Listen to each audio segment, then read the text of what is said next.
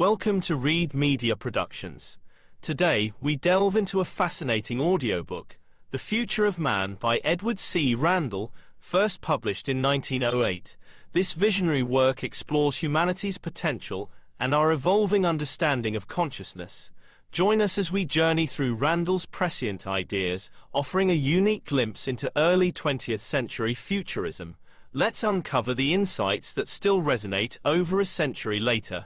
Subscribe for more thought-provoking content. Forward. In the presence of dissolution of faith, belief and creeds wither and decay, and doubt goes hand in hand with grief. In such a presence we feel what speech cannot tell, and hope that what seems night here is somewhere else at dawn. In the majesty of this silence, how acts and deeds bust into perfect form. When loving hearts are breaking and heads are bowed above an open grave, how dare any priest presume to tell what he does not know? Little at best can be known of the afterlife, so boundless is its scope, yet enough can be learned while in the body, to dispel the awful fear, and to lighten the sorrows that fill the human heart, as well as to make men lead better lives because they can live more intelligently, and so enrich the world. That I may increase this knowledge, I have investigated every natural law that I have had the opportunity and ability to study, and now, owing to present freedom of speech, I publish the results of my investigation without fear. In many ways I have sought the thought of men, both in and out of the body, ever drawing my own conclusions, and making my own deductions. I have felt the thrill of success in the discovery of new laws, and in the proving of new facts. The bridge of death no longer rests upon the clouds of hope, but upon great piers of knowledge. Every act is but the product of conditions, and the heart applauds the brain when one works to increase the force of universal good. I know that matter is eternal, and that only form is new, and that one who but yesterday in the flush of health faced the storms of life with splendid courage, and whose body lies tonight in the embrace of Mother Earth, is no exception to the rule. All that was matter, as we use the term, the outer garment, all that gave him physical expression, will mingle with the substance from which it was formed, but his spirit is eternal, his progression will be unbroken, and his horizon will widen as he reaches the sphere of psychic discovery. I know that to the limits of that plane in which he lives at first the human voice will carry, the thought will reach. The so-called dead live here about us, know our sorrows and grieve with us. They share our happiness, they know our hopes and ambitions, and by suggestion, through our subconscious brain, they influence our daily conduct. I know that there in the afterlife they have feature, form and expression, and therefore bodies composed of matter, for there cannot be form without substance. The substance that forms the bodies of spirit people, vibrating more than 5 octaves higher than the violet ray, few in earth life ever see. Those spirit people see and talk with each other, and with mortals when the necessary conditions are secured. I know that every hope, ambition and desire of earth are continued beyond this life, as is also the burden of wrong. I know that we are as much spirit now as we ever shall be, that in death so-called we simply vacate and discard the gross material that gives us expression in this physical plane. All about this material world of ours, there exists, in fact, the psychic or spiritual universe, more active and real than this, peopled with all the countless dead, who, no longer burdened with a physical body, move at will within the boundaries of their sphere, in what appears as space to mortal man. Their life is an active one. All the new conditions, all the great laws by which they are to be governed, must be learned, and only by individual effort can they live intelligently and well. I know that a wrong act in earth life must be lived over again in the next sphere, and lived right, before advancement is possible, that the labor is often long, but that families and friends are in time reunited and take up the thread where it was broken. I have heard them talk among themselves, and to me, and many eminent men and women, upon my invitation, have heard the same that I have heard in the material conditions that we have made.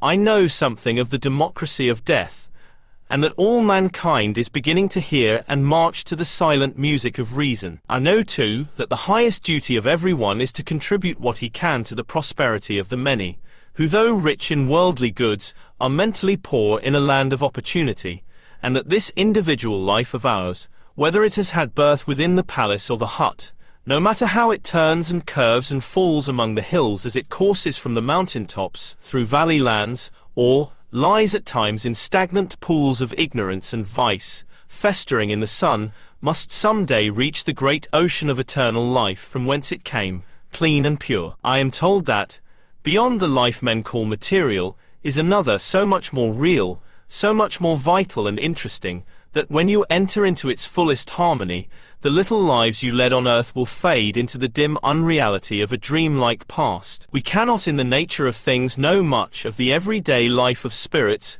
who people what to us is infinite space, because we are unable to grasp, to any great extent, the realities of their conditions. All can learn a little of matter and laws that control it beyond the physical plane, and to that extent can reason, from cause to effect, without which there cannot be any rational conclusion. I know that the tendency of all people is to do right, and that an invisible world, peopled by the so-called dead of all ages past, is interested in and is aiding our progression, that it speaks to our dull ears with silent voices heard only through the subconscious brain, and I know that the great desire and hope of those beyond is to bring the world to an understanding of what dissolution means, and of what follows so-called death, so that knowing these two things, they may learn how to live the earth life well. The age of faith is past.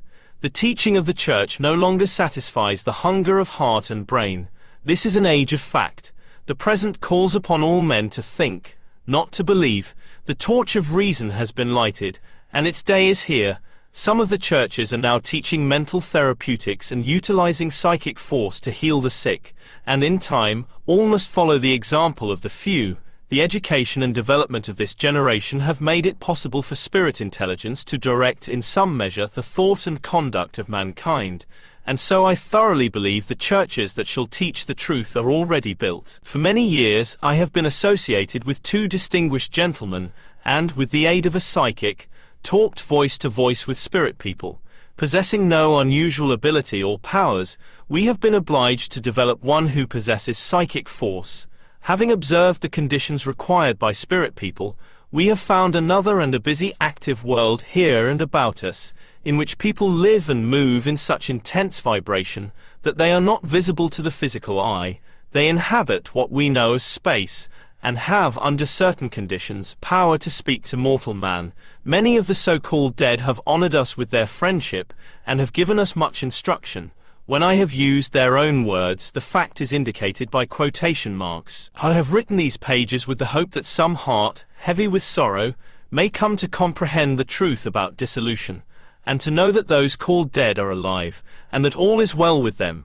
We should ever look with eager eyes for gems of truth, and what we find we should have the courage to express. I know better than anyone can tell me how incomplete is this effort to give the world a metapsychic philosophy, but bear with me. I have gone in my research beyond physical laws and the books of men, out into the wilderness of fact, beyond the beaten path into another world, more active and more real than the one in which we live.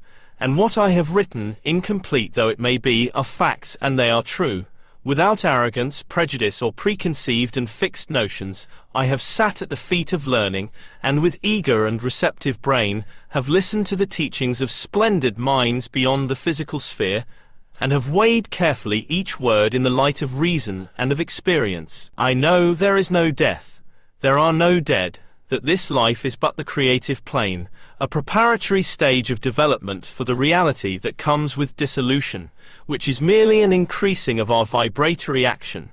This is the greatest discovery of the present age, and when appreciated, will revolutionize the thought and conduct of the generation that shall accept it. Some mortal lives are so lived that they stand out like trees aflame along the green and wooded shore where waters beat with endless wave.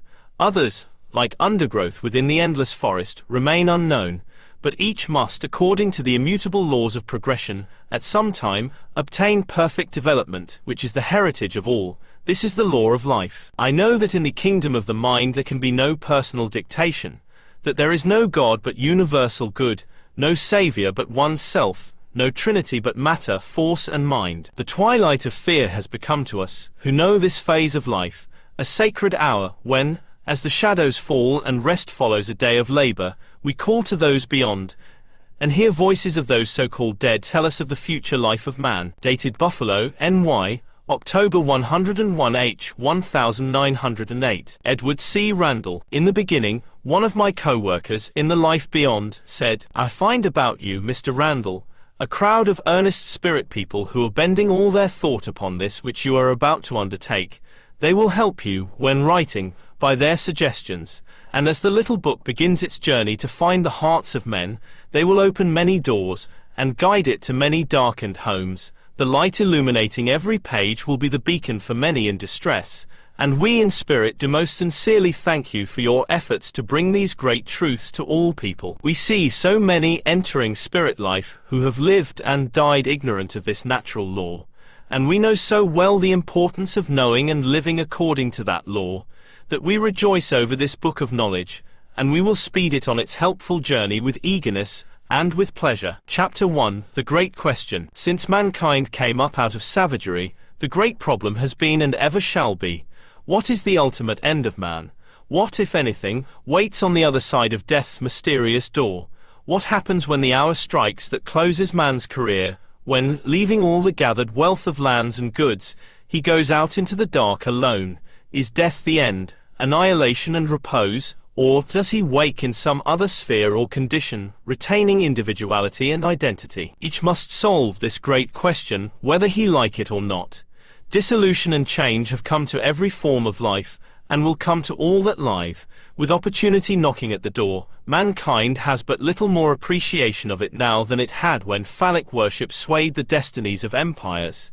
It may be that as a people our development has been such that we could heretofore grasp and comprehend only length, breadth and thickness, the three accepted dimensions of matter, that in our progression we have but now become able to appreciate and understand life forces that find their only expression beyond the physical plane. This was when all knowledge was handed down from one generation to another by story, song and tradition.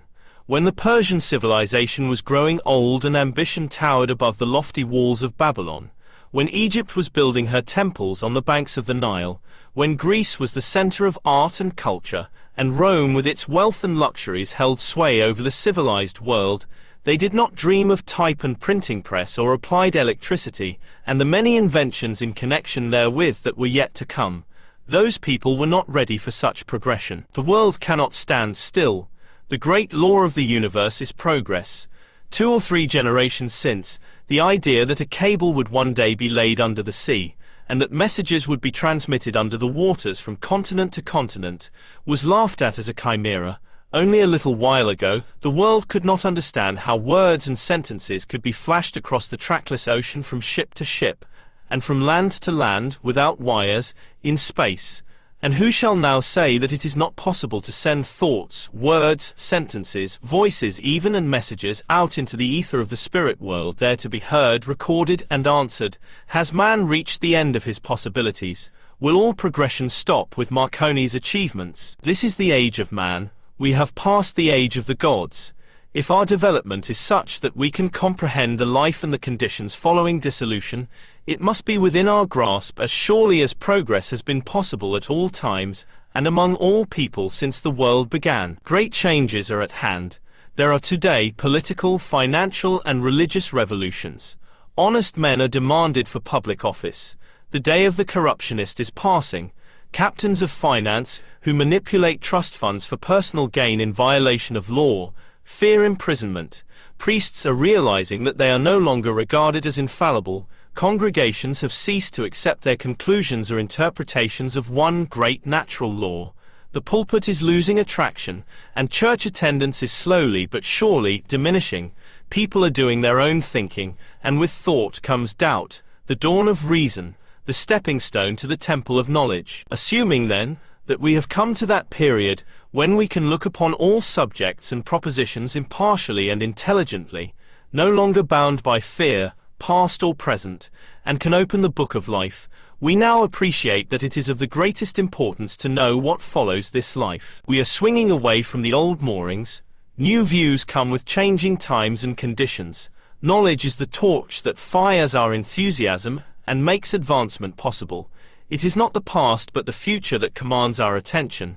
We may learn much of nature as she speaks in all dialects, her various tongues. All truth is safe, nothing else will suffice, and he who holds back the truth through expediency or fear fails in his duty to mankind. Our age is one of sudden and rapid changes. The people are in a state of transition. Most minds are sensitive, and each must be alert and versatile. It is a period fraught with unrest and thirst for knowledge. What was true yesterday assumes a different, one could almost say, a diametrically opposite aspect today. This is a period that will be fruitful in great wonders in scientific discoveries and in the adaptation of the universal law of vibratory action.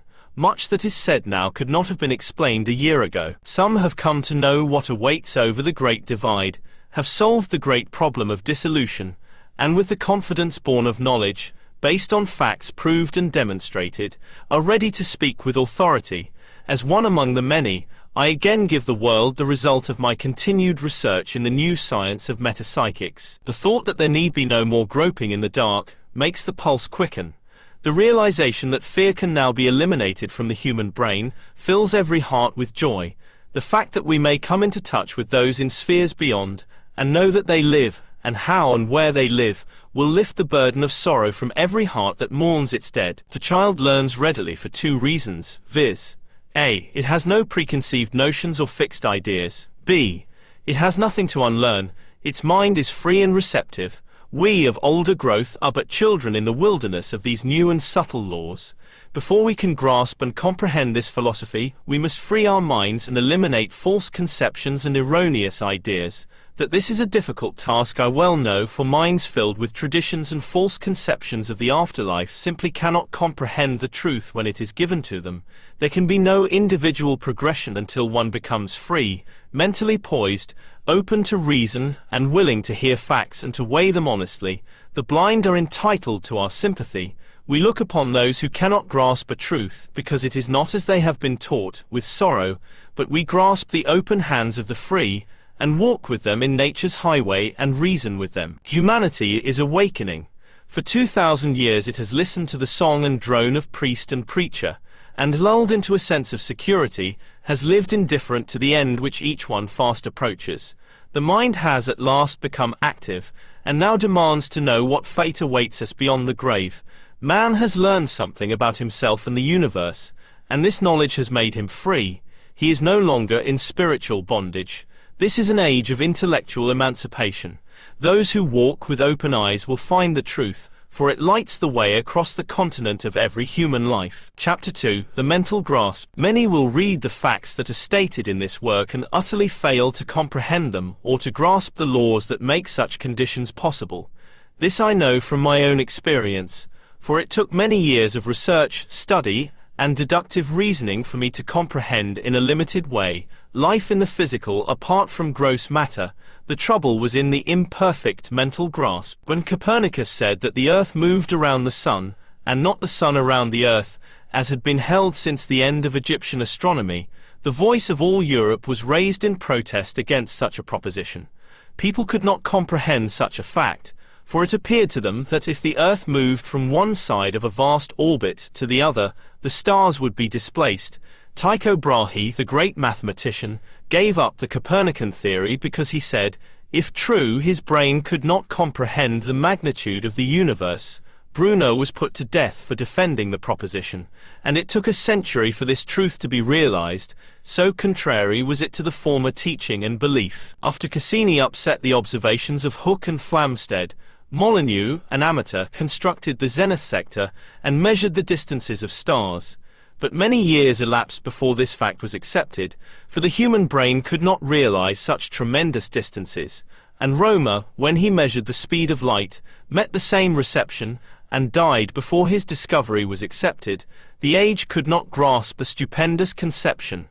Such inconceivable velocities were too terrific, and the minds of able men were overwhelmed and confounded in the majestic and awful presence of nature. We are told that on a clear night, 6,874 stars from the brightest to the sixth magnitude are visible without optical aid, half of them being above the horizon at the same time. Down to the present time, more than 1 million others have, with the aid of the telescope, been counted with more or less accuracy. Sirius, the brightest of all, is 700,000 times farther from our Earth than the Sun, and it would take 10,000 stars of the 11th magnitude and 1 million of the 16th to emit the quantity of light poured forth by the mighty Aldebaran. Every star is really a colossal sun at terrific heat, and the center of a solar system like our own. Who shall say how many more shall be found in the depth of infinite space? To the average mind, these facts and figures mean nothing. Such distances are incomprehensible. Such numbers stagger us. We have heretofore had nothing with which to compare them. No mortal has journeyed to other planets or suns, or gone such distances. Therefore these facts are practically beyond the mental grasp, like many here presented. Any subject outside one's knowledge and experience is beyond his comprehension. It is a law that knowledge, which precedes appreciation, must be acquired by individual effort, by study, by labor, deduction, reason. And as the world has devoted its research almost entirely to matter, meaning thereby matter in its lowest form, it is therefore densely ignorant of anything beyond the physical plane. When anyone fails to understand the simple facts here presented, it is because he has not carried his observation beyond the physical. For I have discovered only what anyone can by making well-directed and persistent effort. The situation as to these propositions is not very different now from what it was when Copernicus discovered the Earth's movement, except that they do not now burn men for proclaiming a new discovery. It is as difficult for the mass of people to realize today that there is an invisible world about us, filled with actual people, as it was when Bruno lived, to comprehend the movements of this earth. When I say that there is life after so-called death, and that spirit people have form, feature, individuality, identity and occupation, that this world invisible to our physical eye is here, on and about this earth, and in what we know as space.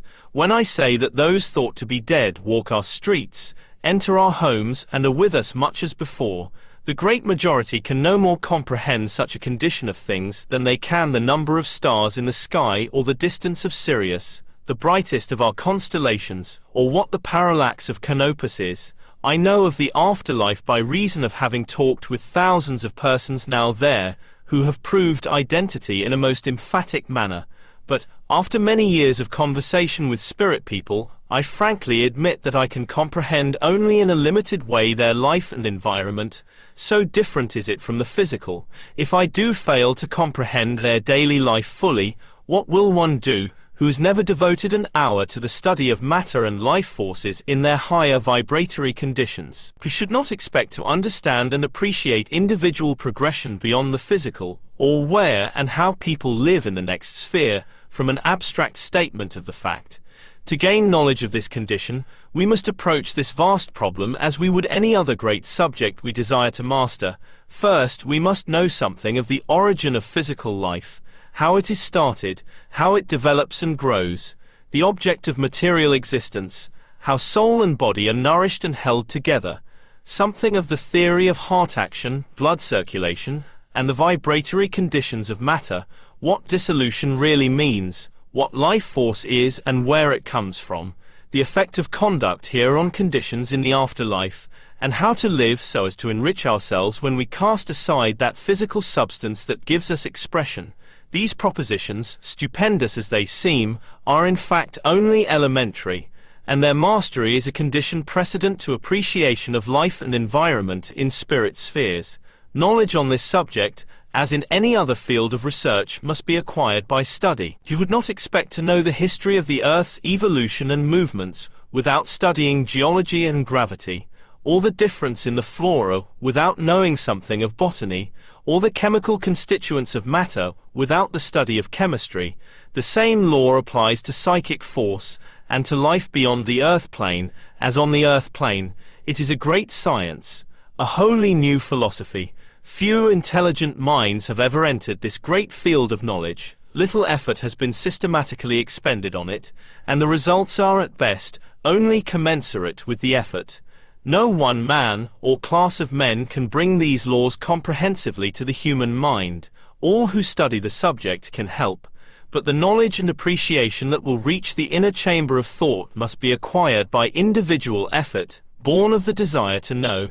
Those who cannot comprehend new propositions must remember there are problems in trigonometry that many do not understand. But if we commence with simple mathematics and work along step by step, they will become as simple to us as the multiplication table. The same process must be used if we would grasp the principles and laws of metapsychics. Abstract statements are of little value except to stimulate interest. Effort and well-directed study are of great importance. There are no schools or universities where this philosophy is taught, and few are qualified to teach it. Few books have been written that one can accept, but for all that, one has nature all about him, at all times, calling in all tongues, and in all languages. The fact that life is everywhere, that nothing can die or be destroyed, speaks to our dull senses in 1,000 ways, sings of joy and peace through the forest trees, and woos us with bud, flower, and growing grain. But so blind is the world that but few can read intelligently the book of nature, ever open to view. It is the great misfortune of the human race that these laws, more important than others that have been mastered, are practically unknown, though the peace and happiness of everyone depend upon an understanding of them. Let me make a more simple statement. Before all form is mind. The desk I write on, the pen I use, the chair upon which I sit, the books on the shelves, the rugs on the floor, the lamp on the table, and the telephone on the wall, every machine that moves, each was conceived and fashioned in the mind before it was physically constructed. All matter, as we use that term, is the expression of thought. Every planet in our solar system, and all the countless suns that light the night, are but the expressions of thought. All the great discoveries of modern times are simple when understood. The difficulty is with the understanding. When once we know the why and the wherefore, all natural laws become so plain that he who runs may read. What we cannot grasp, we regard as mysterious. When we discover one of nature's laws, we marvel at its simplicity. There is nothing in nature that is supernatural. There is no supernormal. These are but names given to conditions not understood. The working and development of a human mind is intensely interesting. Mr. K, who spent 1 year with me in this research, was a man of much learning and a great thinker along material lines, and when I endeavored to explain life, apart from the physical, it was so different from his experience that he was at first utterly unable to grasp it. As we progressed step by step, confining our discussion to cause and effect, he came to appreciate the force of simple facts, and when he heard and talked voice to voice with spirit people, his progress was wonderful. He could appreciate the fact, and the reason for it. On the other hand, I tried for weeks, with as simple words as I could use, to explain this philosophy to another who was anxious to know, but who had an untrained mind, practically without making any impression. The one was a thinker and a worker, the other was indolent and undeveloped mentally, and consequently had a limited grasp of such facts. From these experiences, and many others, I conclude that the vast majority of mankind, having but little knowledge of this subject, cannot appreciate much beyond the visible and tangible, though they may be learned in other ways.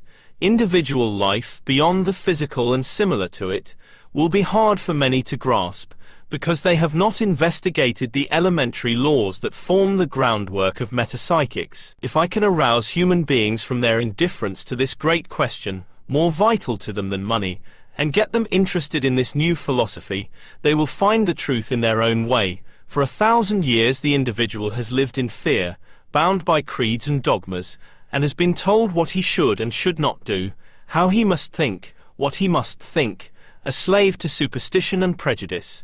But fear no longer sways the mind, superstitions have been outgrown, creeds have lost their meaning, and prejudice, the child of ignorance, no longer dominates the way on the crowded avenue of knowledge. Chapter 3. Truth and Appearance. Truth is always an achievement.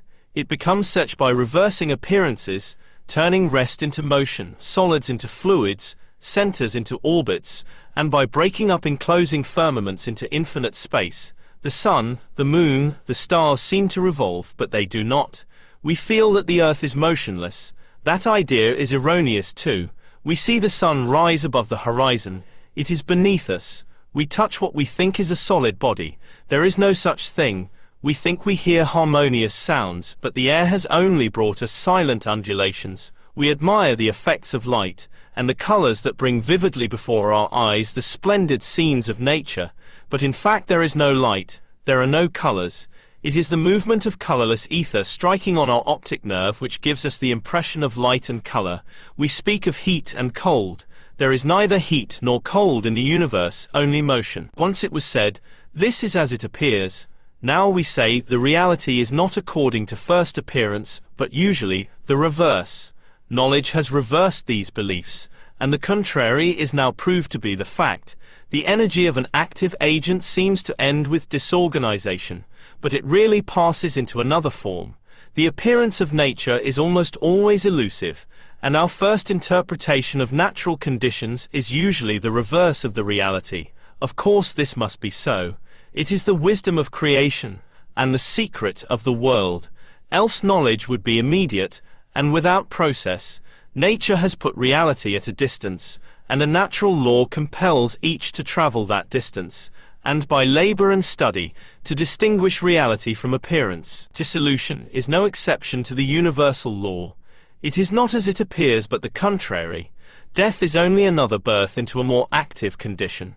Those whom we call dead simply move into a new community, leaving mankind, because of their unenlightened condition, appalled at the change.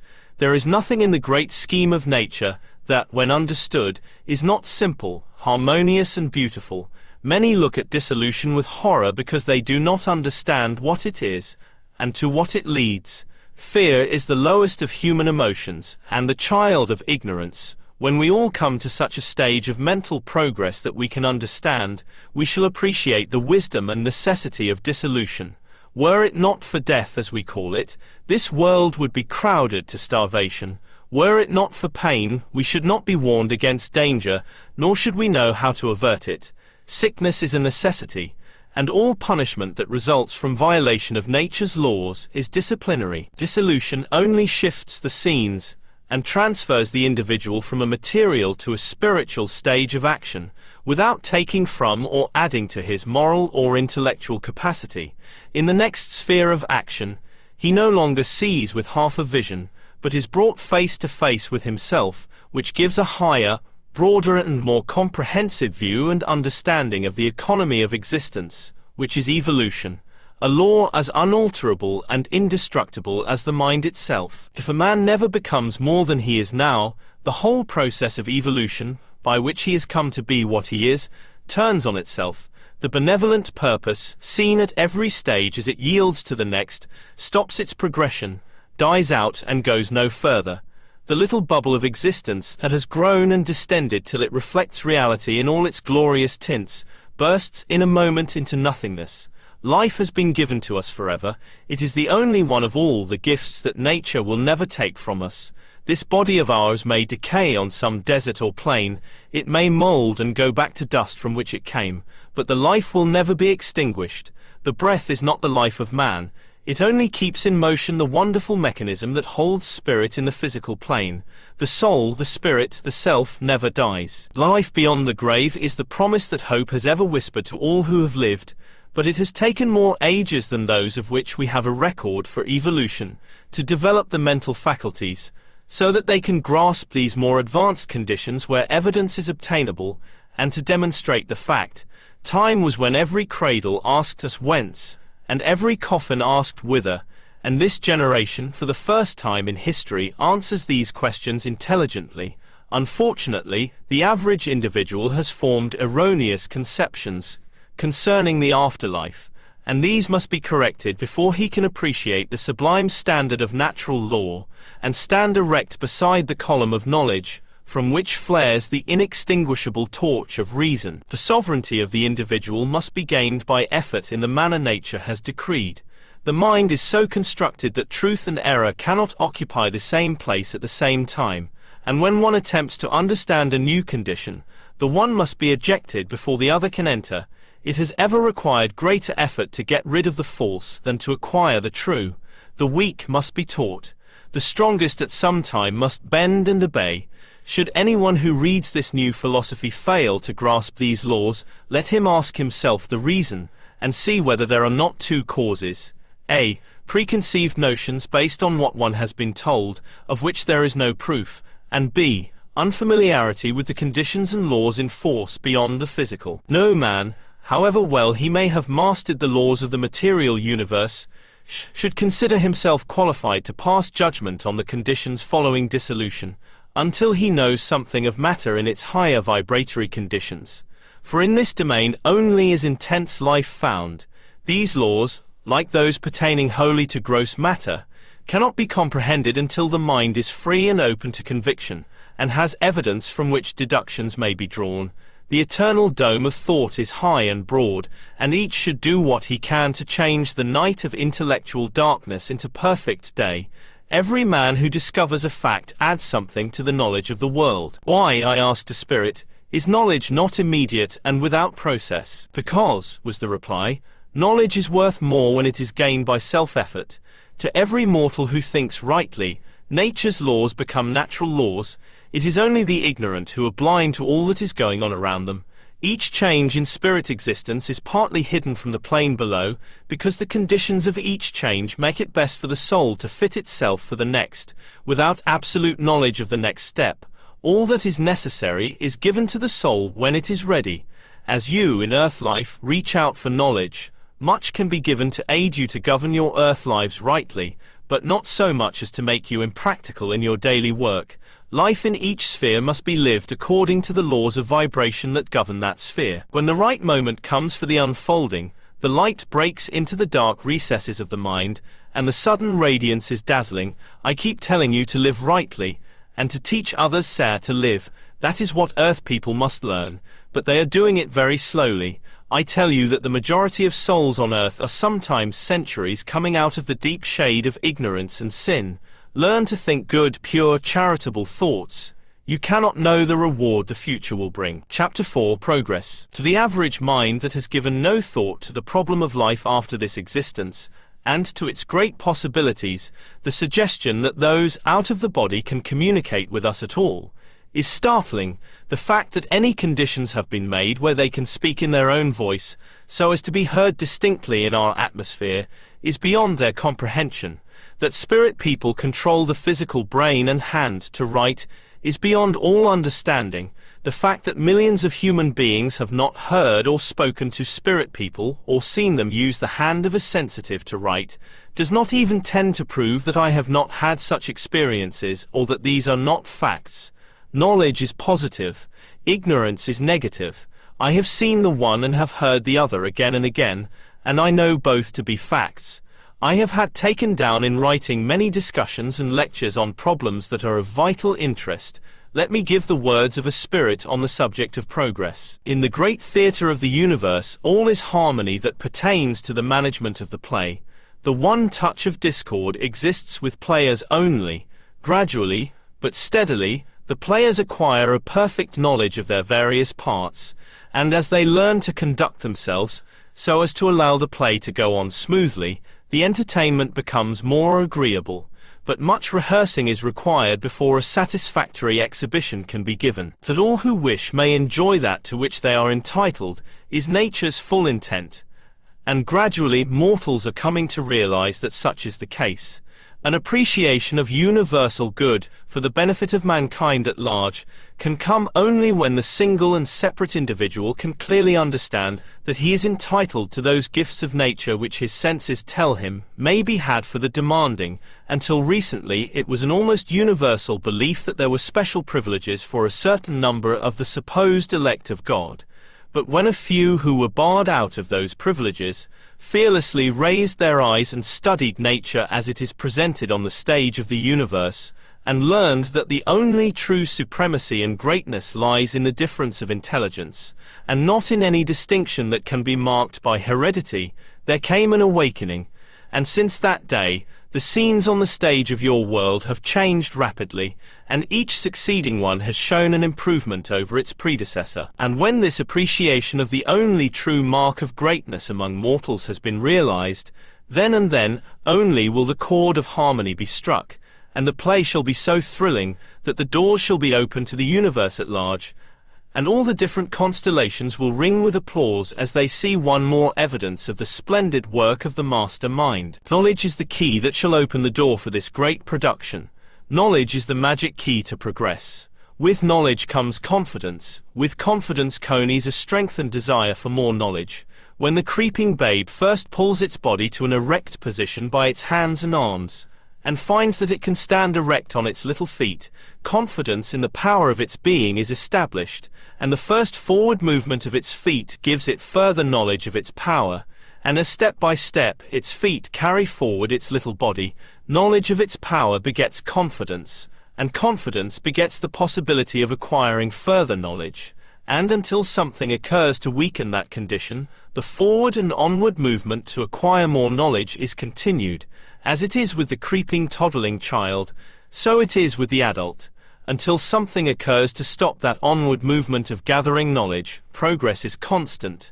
What then is more terrible to contemplate than any system of teaching that can beget, or has begotten, fear, the great destroyer of confidence? Like one who sits upon a great height, and has an unobstructed view of what is happening on the plains, we of the spirit world can look with unobstructed vision down the long vista of the past, and see the terrible crimes that have been committed against our fellow spirits and earth mortals by those bands of men who dared to intimidate their fellow creatures, and to hold them in subjection by writing and preaching about things of which they were utterly ignorant.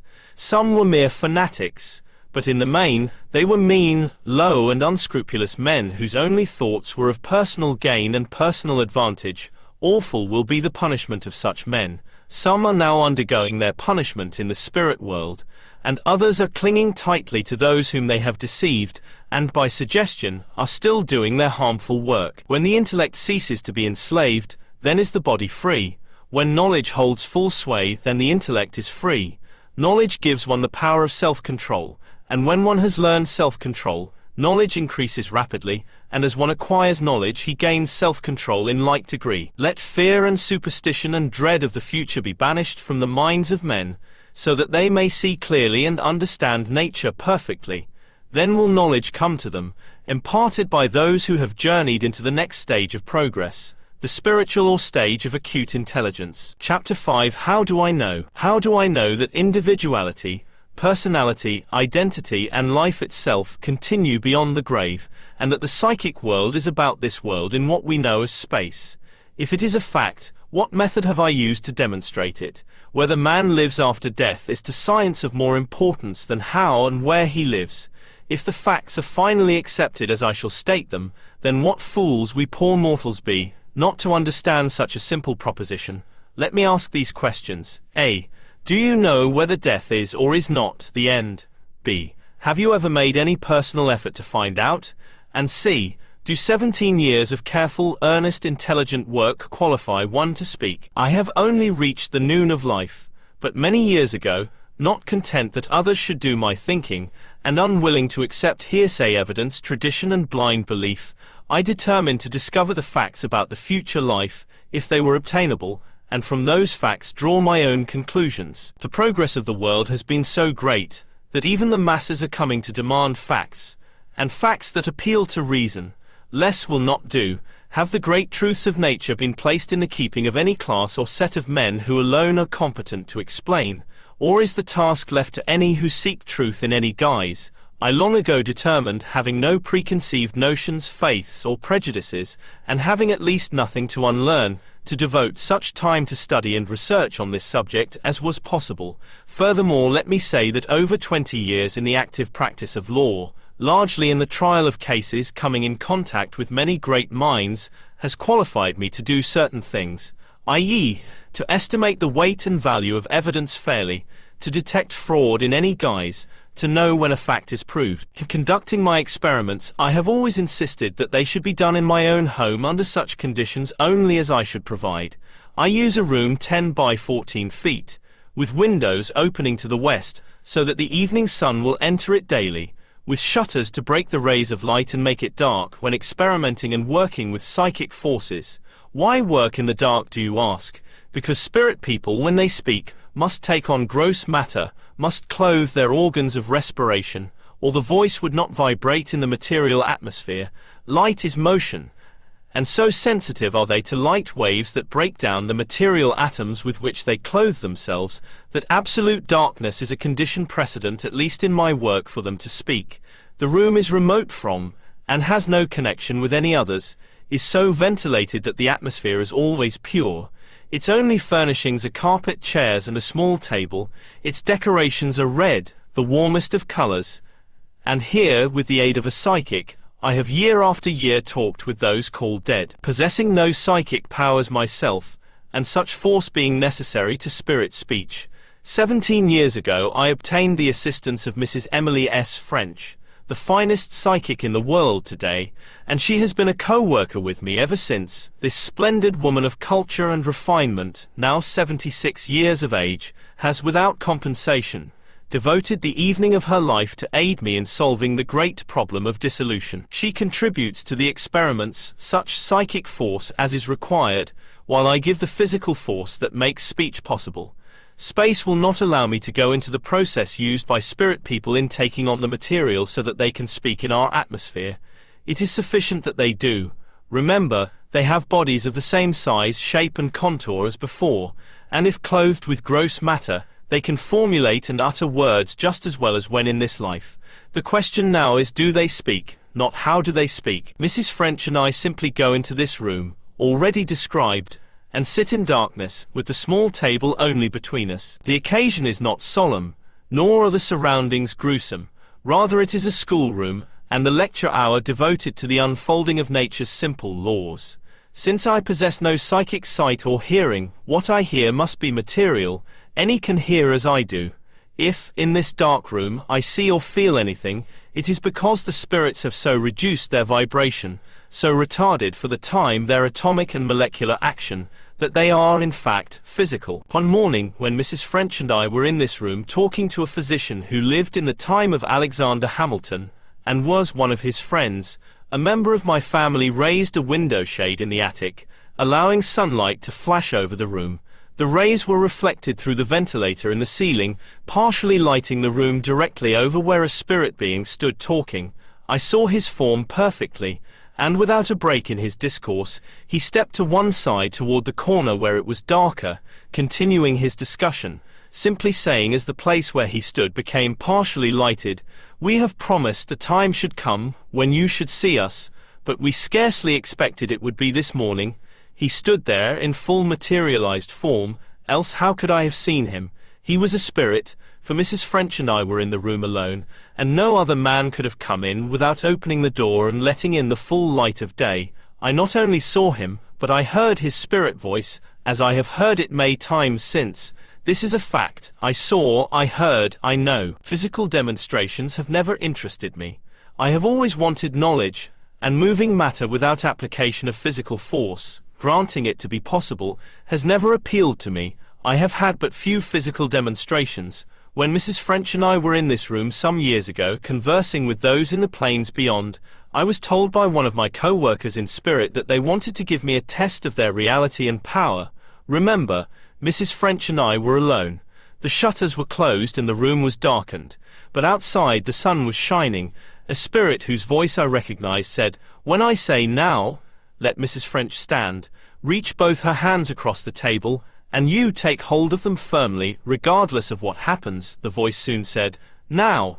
Mrs. French arose. I took both of her hands in mine, determined to hold them with great firmness, which I did, with senses keen in anticipation, but with no intimation of what was to happen. So firm was my hold on those hands that I knew whatever happened, her hands could not aid in the demonstration. Soon the room was filled with the perfume of fresh flowers. One swished in the atmosphere and fell at my feet. My grip tightened on those frail hands. There was no movement of Mrs. French's body, but flowers came apparently from every direction, even from the ceiling, striking me on the head, face, chest, back and side, falling on the table and around us in great profusion. I immediately opened the door and hurriedly called others of my household to see the display. We found upon the table, chairs and carpet, upwards of 100 pure white sweet peas, fresh, with dew sparkling in the petals. The stems had been twisted off. At a later time, I asked how such a demonstration, so at variance with physical laws, was possible. I also asked whence came the flowers. I was told that no law had been violated, but that physical laws which mankind has not yet discovered had been used, that spirit people took sweet peas from a garden where they grew in too great abundance, changed their vibratory condition, as we change water into steam, conveyed them in this state into the room, altered the vibration back again into its primary stage, which restored the flowers to their original condition and color. Then they threw them on and about me as I held Mrs. French's hands. This they did to show me their strength, and to demonstrate a vibratory law. To this day I have kept some of those sweet peas given by those spirit people. At other times, when alone with Mrs. French, I have been told to take both her hands, and to hold them firmly, during which time spirit people have come in full physical form, stood beside me and put their hands on my head. Their hands are warm and firm, but the touch is strange because they are in a state of intense vibration.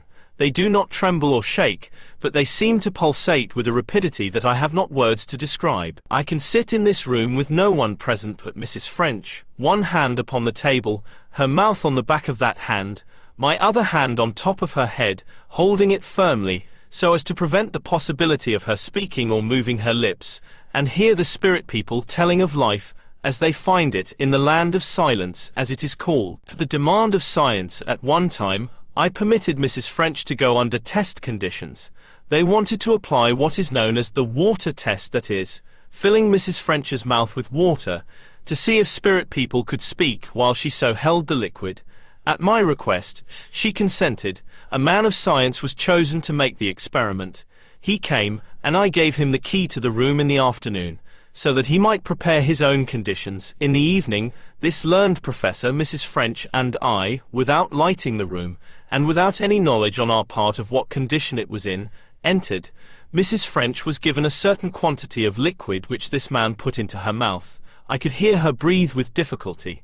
A moment's silence, and then a voice came in the darkness, unusually loud and strong, saying, "You see, we can speak under the conditions you have made." I turned to the professor, asking, "Are you satisfied?"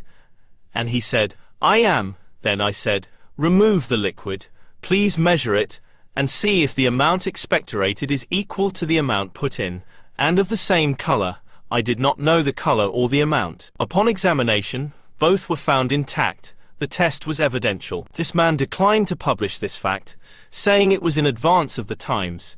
He was afraid that science, so-called, would not accept his statement. In view of such conditions, I made arrangements some 4 years ago for Mrs. French to go to New York at the request of Dr. Isaac Funk and his associates. She sat with him for 11 nights, the record of which is published in The Psychic Riddle. Results similar to my own were obtained, and at a later time Dr. Funk at Rochester applied the water test again, and spirit voices spoke to him while Mrs. French's mouth was filled with liquid. Such conditions demonstrate A. that Mrs. French does not do the talking, for her organs of speech are not used. B. that the voices are independent. By that I mean that spirits use their own vocal organs. Such facts convince me that people I have known in the body continue to live when the physical has gone back to dust, that they have the same individuality, the same continuity of thought, and the same characteristic speech in the afterlife as in this. By such experiments it is proved to be a fact that life continues after dissolution, that death is only a change of vibratory conditions, that the soul, mind, thought, by whatever name you chose to call this ego that thinks, reasons, and is in no way changed. Only its action is governed by new laws controlling, in the higher vibration of which they are a part. They are the same persons as before, and given the required conditions can talk just as well as ever. This requires no deductive reasoning. It is a fact proved and by many accepted. One in spirit life said to me, in discussing this subject this day, "You know because you ask, and fact and reason answer." It is so even now that few truths reach the intelligence of men which are not brought in wrappers of superstition, tied with baffling unreality. All creeds founded on the little ambitions of a sect of men seeking their own renown are being swept aside, and the truth, naked and unafraid, founded on nature's laws, is coming to be understood. Nature does not hide her laws, but holds them subject to the call of men, asking only that man shall qualify himself, and know how to use and apply them intelligently when they are unfolded to him. Nature is no miser, but is ever ready to give of her abundance. Chapter 6, Spirit Identity. How do I know? Must be told on every page in different ways, but let us continue with the independent voice, for in the history of the world as written, and as spirit people tell me, never before has such freedom of speech been known, never before have spirit people of a high order of intelligence found an avenue of communication with the physical world so effectual. How could it be more convincing than by voice to voice? My work has ever been conducted with great care and caution. Every known safeguard has been adopted. I have never sought fraud, and have never found fraud, have ever sought truth, and have always found truth. A man's mind is like a magnet, and the thought waves emanating into the ether attract waves of like character. The key to the afterlife is passivity, not concentration. By centering the mind on some particular thing much desired, the thought waves are contracted, brought to a slower vibration. Spirit people in higher atomic activity cannot come into a mental condition pulsating at a slow rate, but into the passive mind where the waves are more active, more nearly in harmony with the spirit's vibratory condition. So we talk for a few moments preceding spirit speech on general matters, filling the room with vocal vibrations which are taken up and used by spirit people, our thoughts intent on no particular subject or person. When we meet to continue our investigations, a period of 10 to 20 minutes elapses before spirit people speak, during which time I feel as though some great power was in some indefinite way drawing upon my physical strength, at times almost to the point of pain, then the hush of expectancy, then the greeting as in any drawing room, and quite as natural, as they come in one by one. Working on the spirit side of life, aiding this work, was originally a group of 7 persons, who built up conditions every time we conducted experiments, the most important of which is the chemist, for he must know at once what conditions will harmonize, and what elements can be used and applied to different spirits to enable them to use their organs of speech, so that their voice will reach our ears. We contribute, as I have said, physical vibrations, while spirit people bring spiritual, that is a higher vibratory state which the group manipulates. The condition under which we get these voices is a utilization of both. Certain of the spirit group arrange these requisite conditions, while others direct the work. In the beginning of my investigations, the voices came usually in whispers. The people speaking were generally persons of less than the average intellect, those in the lower walks of life. Such characters predominated, and the most we could get from them was the conditions in which they found themselves, interesting, but not particularly instructive, as they had little knowledge of life beyond the earth plane. It was all, I see now, that we were able to comprehend, but our progression was to be commensurate with our capacity. Year by year, as we grew more accustomed to the work, and more able to understand these higher laws, there was improvement, until now the finest minds of modern times devote their time to our instruction. From the ungrammatical speech of ordinary men and women, step by step, it has changed to the finest diction, the most splendid English to which I have ever listened, and it is our privilege to enjoy, night after night, oratory finer than was ever delivered from any platform. Is it any wonder that I find such work intensely interesting, and have the courage born of knowledge to give the world what I have learned? So mighty is the force of human thought, and so delicate are the conditions of a spirit's body when it has taken on material in preparation for speech, that by word of command, or even by thought projection, I can break down its conditions and prevent speech. This is why those who oppose this philosophy so often get negative results when they seek demonstration. By their mental attitude or thought conditions, they make impossible the very thing they seek. They so intensify their thought substance that spirit people are not able to break into the conditions they make for the occasion. Here is another piece of evidence which proves that the voices are not those of mortals. Spirit people in speech with me, while using their organs of respiration, do not breathe as we do. I have often heard a lecture 20 minutes in length, without a break, the voice rising and falling in inflection, speaking with great force and clearness, but not drawing one breath in all that time. This is a physical impossibility for any mortal man. Each voice has individuality. When a new spirit comes for the first time and takes on the condition of vocalization, there is often a similarity in tone quality, but this soon passes away as they grow accustomed to using their voices in this way. The voices of those accustomed to speak never change and are easily recognized. Of such we never ask their names, for we know there is no similarity of thought or words. These differ in different people in that world as in this. The strength of the voices varies greatly. One of our group speaks with sufficient volume to fill easily a great auditorium, and his lectures ring through the whole house. Another, whom I have in mind, always comes with great dignity and courtesy, is careful in speech and considerate, but his voice, while very distinct, has not great volume. The voice of another, who was very near to me in earth life, is as clear, strong, and natural as in the days when we discussed this philosophy, or walked in the forest, trying to understand and come in touch with the law of life, and we have since his going talked as much, and with as great freedom, as in the latter years before his going. There has been no subject of knowledge common to us both that he ever hesitated to discuss in all its minutest details.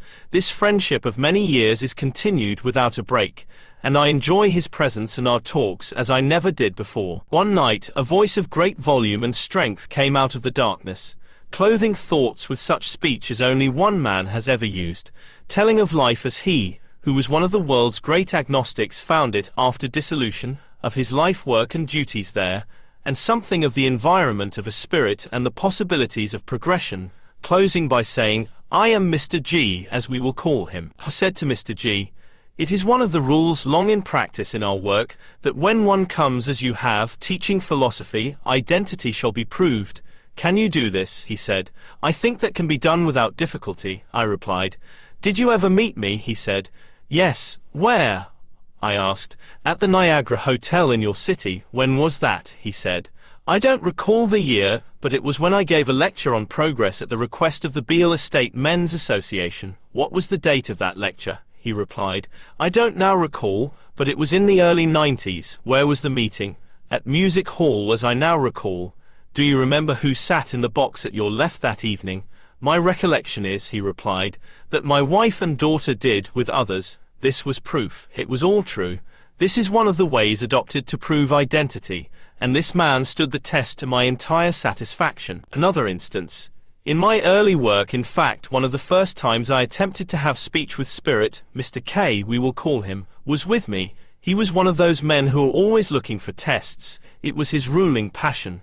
He wanted tests more than he did knowledge, and as we were not seeking the same thing, we soon went different ways. But whenever he met me, not having the courage of his desire, he would whisper, "Have you had any tests lately?" Whenever I saw him coming, I knew what his question would be. So he lived, and so he died, and within a week, out of the darkness came a voice in greeting. I said, "Who is it, please? Can you tell us who you are? Give us something that will establish your identity, can you?" "Yes," he replied, "I am through looking for tests." One evening one spoke, who said he was a physician of Philadelphia, and was brought in that help might be given to complete the separation from his physical body. When he finally became fully conscious, he told his name, the number of his residence, and much about himself. The papers the next morning had a full account of his death early the evening before. Mr. N, we will call him, was one of the most prominent members of our bar. Lai was supposed to be in perfect health, but late one evening he was found dead. I had no knowledge of the circumstances. He told me his name, and proved his identity without the slightest difficulty, for I had known him intimately. He asked me to send word to his brother of New York, who, he said, was then in Europe, a fact I did not know, and told me where he himself was, and what he was doing when dissolution came. The circumstances were verified by his son at a later time. Space forbids detail.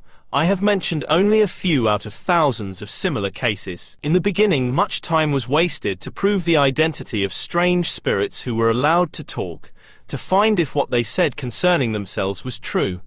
And while I know that spirit people, as a rule, are as prone to deceit as mortals, I recall no instance of it.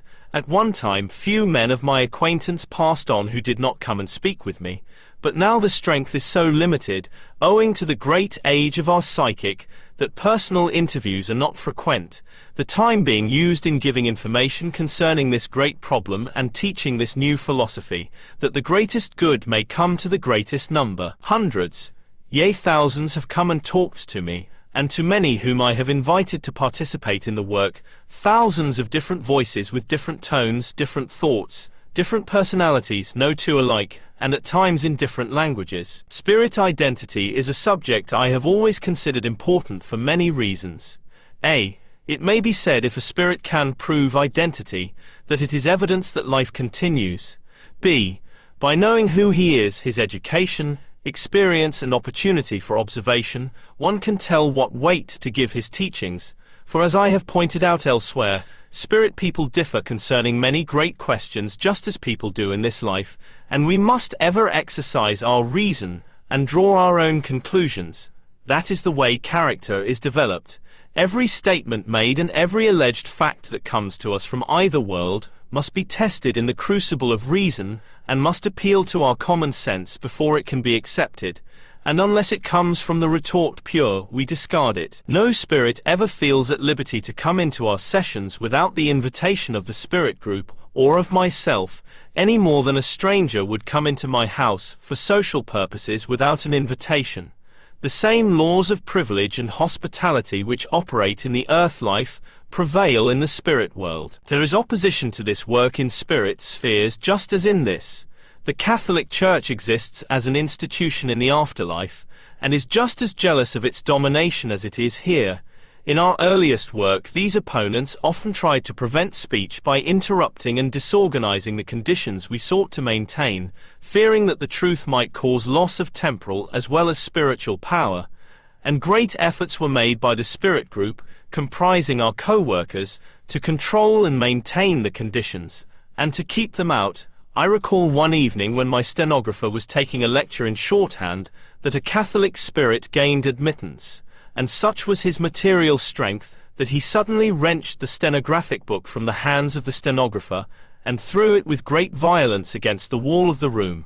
Our group finally forced him out, and as he was leaving, I heard him say, "RWHAT can one man do among so many millions?" Chapter 7. Of many minds. The greatest fallacy of the human race is the belief that people, after dissolution, know everything, or that they agree upon great propositions, any more than in this life.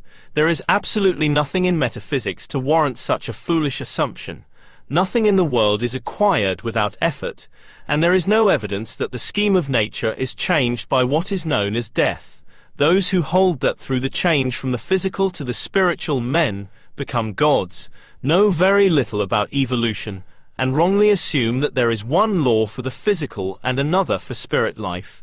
The fact is, all nature's laws are universal, and apply alike to both planes, for, to some extent, both occupy the same space. This being so, we can appreciate the wisdom of creation, and that it is worthwhile, if one continues his life and work beyond the physical, to acquire all possible knowledge and development while living in the physical plane, to the end that he may be better equipped when going beyond it. Dissolution is a step in evolution, and involves no mental change, adding nothing, subtracting nothing, but simply increasing the opportunities for observation and learning. As men regard this subject with so much indifference, it is easy to conceive how overpowering will be the situation presented when separated from the physical body. No going away, no flight to the sky, no sudden acquisition of knowledge, no personal God, but self in a new light, in a true light, many of the so-called dead rushing to meet the newcomer as he takes the little step out of this life into spirit existence, while, as his eyes open and the truth flashes upon his dull senses, he discovers that God is universal good, which has been and is the dominant factor both in the physical and spirit plane, that this force for good has held kingship since the world began, that man has been and ever will be a part of that force, increasing the sum total of that power of which he is a part according to the measure of his progression. This he does by developing the atom of good that he became at the moment of his conception. It came from that great force of universal good, and let him go to and fro as he will. Yet, drawn by an irresistible force, he will return to the goal from which he came originally, and inasmuch as there is some good in everyone, the sum total of that force for good will be enriched to some extent by his return. But this will not come at the moment of dissolution, for that is only one step along the way, and no matter though he live in the body beyond his allotted time, his life is practically only just beginning. When dissolution is past and one has paid all his obligations to the physical world, no progression being possible until this is done, for nature's laws are terrible in their exactness, and realizes his condition, the necessary thing is to take an inventory of his equipment, and to determine how far he is qualified to assume the duties and responsibilities awaiting him. He may be a great lawyer, an eloquent divine, a great financier, a learned professor, a good merchant, or an honest farmer, but how will that help him when he is spirit dealing with matter in so high a state of vibration that it no longer resists muscular effort, the existence of which he has never before known? How will such a man deal with conditions of which he is so densely ignorant, and which control his every thought and movement? There is but one answer. He must form new conceptions based on known facts and necessities, and aided by the limited knowledge that he has acquired, he must commence again, commence at best, where dissolution overtook him, the better equipped here, the more advanced there. When I say equipped, I do not mean with material knowledge, but with a broad comprehension of natural laws. This alone will aid one in adapting himself to the environment, in the new community of which he has become an inhabitant. In this material world of ours there are many opinions on every great subject, each works to a conclusion from known facts, but the conclusions arrived at are not always correct. Spirit people hold to their opinions after dissolution until they are changed by the new facts presented. They do not agree on many great questions any more than we do. They fail to understand many of nature's laws as mortals do, and are continually laboring to come to a better knowledge of them just as we do here.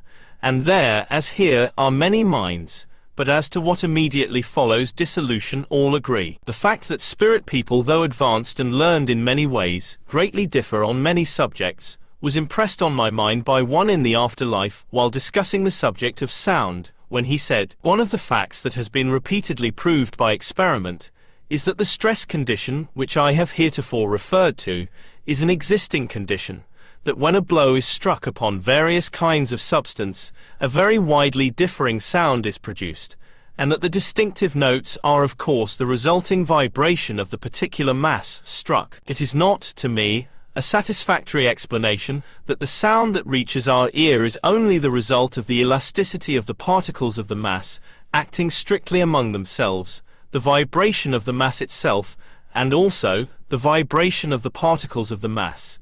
But the true solution of the problem is, I think, and many agree with me, that the blow upon the mass may bring the particles of the mass momentarily to a state of rest, and so the mass itself may be temporarily reduced to a similar state, or both the particles and the mass composed of the particles may be, for and during the period of the concussion, rendered, so to speak, physically dead, this phenomena being based on the fact that all matter is in constant vibratory motion. And now, granting my hypothesis that all matter produces in the surrounding ether a state of stress, the mirrored condition of its actual self, I think it necessarily follows that if the actual substances were brought to a momentary state of rest, the lines of existing stress reaching out from the object struck would, on the instant, feel the effect, and the something called sound would be the result of their sudden interference, and the prolongation of the apparent sound would depend upon the length of the period of the suspension of the actual vibration of the object struck. This and many other facts lead others on this side of life to advocate the stress theory, and again, there are many very well-informed men on this side of life who argue against such a theory. When this matter was brought to the attention of such on this side of life as are interested along these lines, much discussion occurred, and it is, and has been, argued from two viewpoints. First, as simply impossible, and second, as reasonable, if the theory of existing stress in the ether surrounding known substances be logical. All of those trying to assist you hold the latter. Such discussions impress one with the reality and earnestness of the people beyond, and show how they labor to comprehend all natural law. Chapter 8. Speech with Spirit People. To the end that all may better comprehend the character of the teaching that has been given me from time to time, I quote from the speech of many spirit people on different subjects, as it was recorded at the time. A new branch of literature, relating wholly to the laws of psychic phenomena, is just entering the cycle of progressive thought. Let no experiment be unrecorded. Your material is valuable. Every idea promulgated will be of universal interest. The supreme need for each man is to reason, and to remain ever after true to his convictions. Where reason leads, you must follow publicly and openly. This is the highest conception of duty. Men who deny to others the right of public speech are not qualified for speech themselves. Men criticize things they have not mastered and do not understand. Why are old experiences repeated? You ask. Because the tangle of life must be made right, and it must be made right by the individual soul. This is the truth I taught. Only a few are ready for it, and even today only a few enter into my sphere. There are those in earth life with whom I daily and hourly commune. There are those here who still seek expression through some form of earthly religious belief. Few are willing to stand alone and think. Nature is an open book with language simple and easy to comprehend. Yet man with all his boasted knowledge has read but few pages and mastered less. Its lessons are written in rocks, in earth, in minerals and grasses, in grains, in flora, in trees, in bursting bud and growing things, in mountains, in snows and glaciers, in sun and stars, and in all movement and evolution of matter, gross and refined. I believe a man's conscience is his judgment seat, and that reparation for wrong cannot begin too soon. I believe that love for humanity is the basis upon which mankind must stand to gain ultimate good, that to help a sprawling beetle to gain its feet is an act the result of which will follow one through eternity. Beyond the great divide, await all those for whom you mourn, all unsatisfied ambitions. Providing they are tending toward progression, you will have the power to gratify by work and application. We belong to a vast army of workers, whose work consists in developing the best that is in us, both as individuals and collectively. Our souls must be developed on a large scale, so as to include all humanity, and until we have this largeness in our souls, our work for ourselves progresses but slowly. It is the feeling of universal oneness that makes us great individually. Brood well upon that with which you store your mind. Each grain of knowledge will grow and bear its fruit. Literature, art, all the great work of masters, all the products of the genius of the present and the past, will come to the assistance of those who call.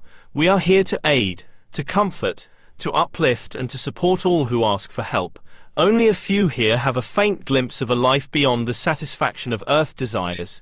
Like tendrils clinging to a wall or to a decaying tree, through disappointed loves and blasted hopes, they keep tenaciously struggling with the problem of mortal life. Open your eyes and you shall see the new heaven and the new earth, all invisible to the physical eye, which sees only that which it wants to see, but it sees nothing of the eternal harmony, of which mortals express only a counterpart. Awake to the truth of the joy of being, awake to the infinite cause of all happiness, awake to the omni-active energy that surrounds you. All beauty is expression in a varied language, not of words but of pure ideas, hopes and joys. Emotions have a language not yet comprehended, and yet to be given to a listening, waiting, longing world. Be filled with joy. That is the expression of God. If you would impress your thought on others and spread the truth, make that thought the highest expression of truth. Make your life a continual song of thanksgiving for the good you find and the good you give to others. Be consistent, looking to the harmony of natural law to guide you, and build your life on the same Simpai principle. This life means to the true thinkers a wondrous unfolding, beginning with a child's first conscious look, going on until the individual is taken into the one great scheme of indivisible good. This is the ultimate end of all. The universe is teeming with life, beautiful, abundant life. Open your soul and stretch out as it were with eager hands, and let the spirit of good enter and abide. Like dew upon a thirsty, famished flower, it will make a sick soul well. It is the same force that is in the dew, only to the flower it must come in the form of dew, rain or shine, while to mankind it comes as a suggestion, enters into the mind, makes it strong and courageous, for a mind filled with the uplifting principle which is good, must be a pure one, one able to lead others to the great book of nature, there to learn to obey its laws steadily, insistently, working for each blade of grass, each soul of man. Beware of criticism. It kills naturalness in yourself and others, and the best impulses are suppressed by the frost of self-criticism. Attune yourself to the most harmonious vibrations, so that your impulses will be good, and then obey them.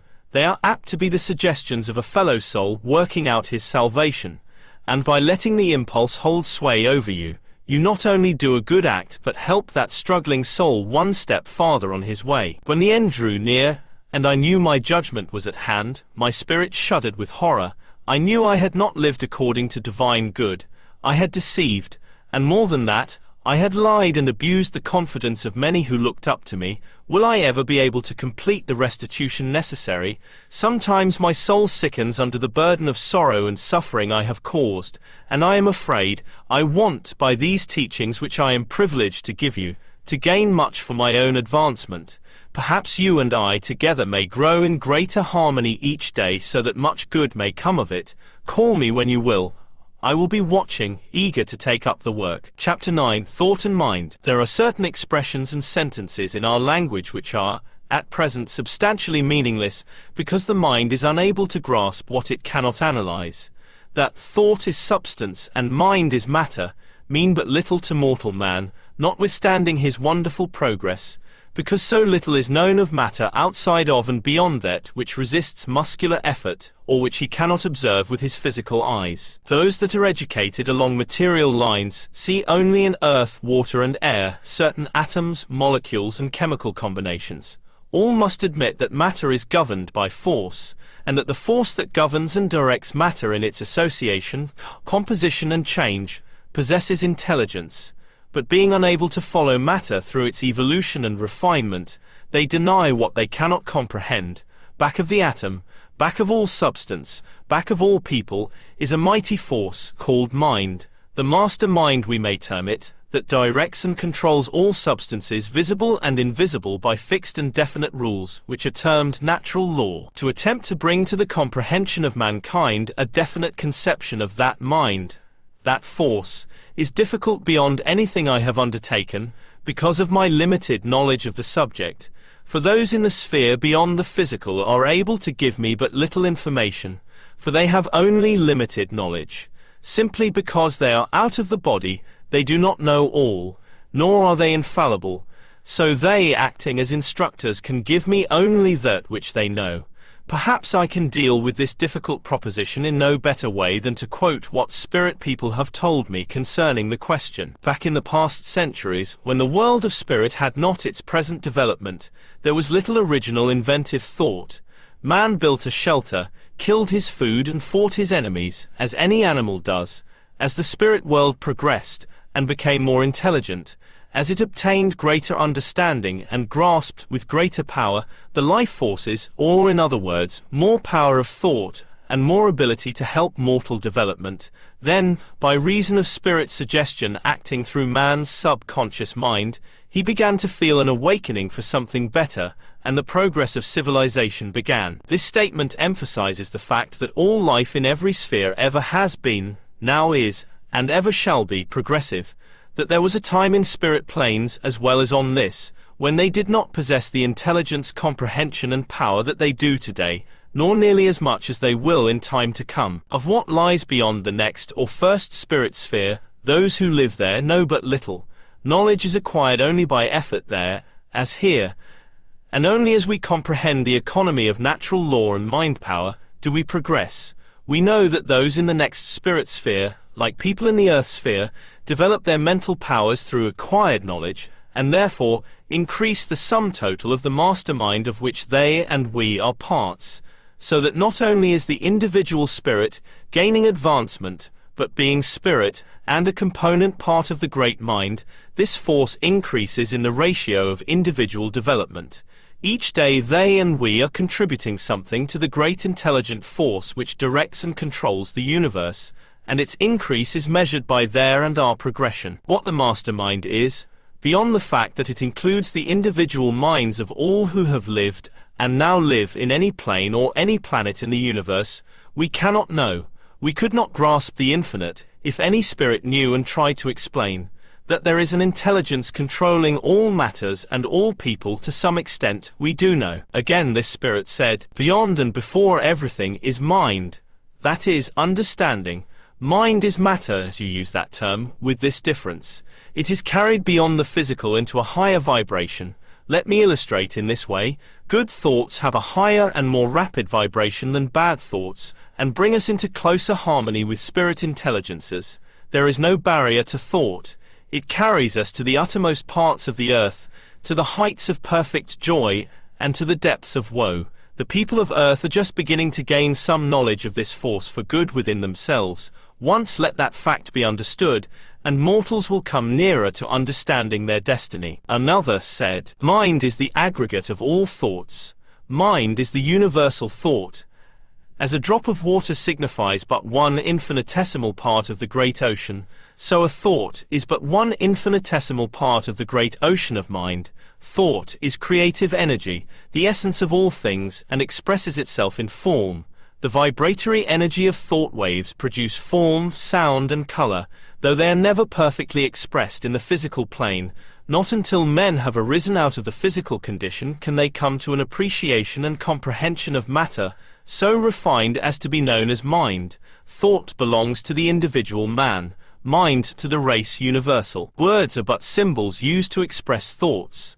There is nothing in a word except that it conveys an impression or ideas to the mind.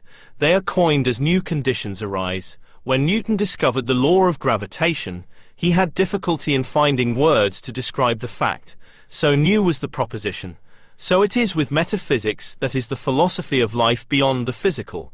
This science is so new, and so little is known on the subject, that words have not as yet been adopted that will allow of exact detail or comprehensive report. There is no such thing as space. What seems so to us in fact contains all the elements that produce objects, but it is so fine in its particles and in so high a state of vibration as not ordinarily to be visible.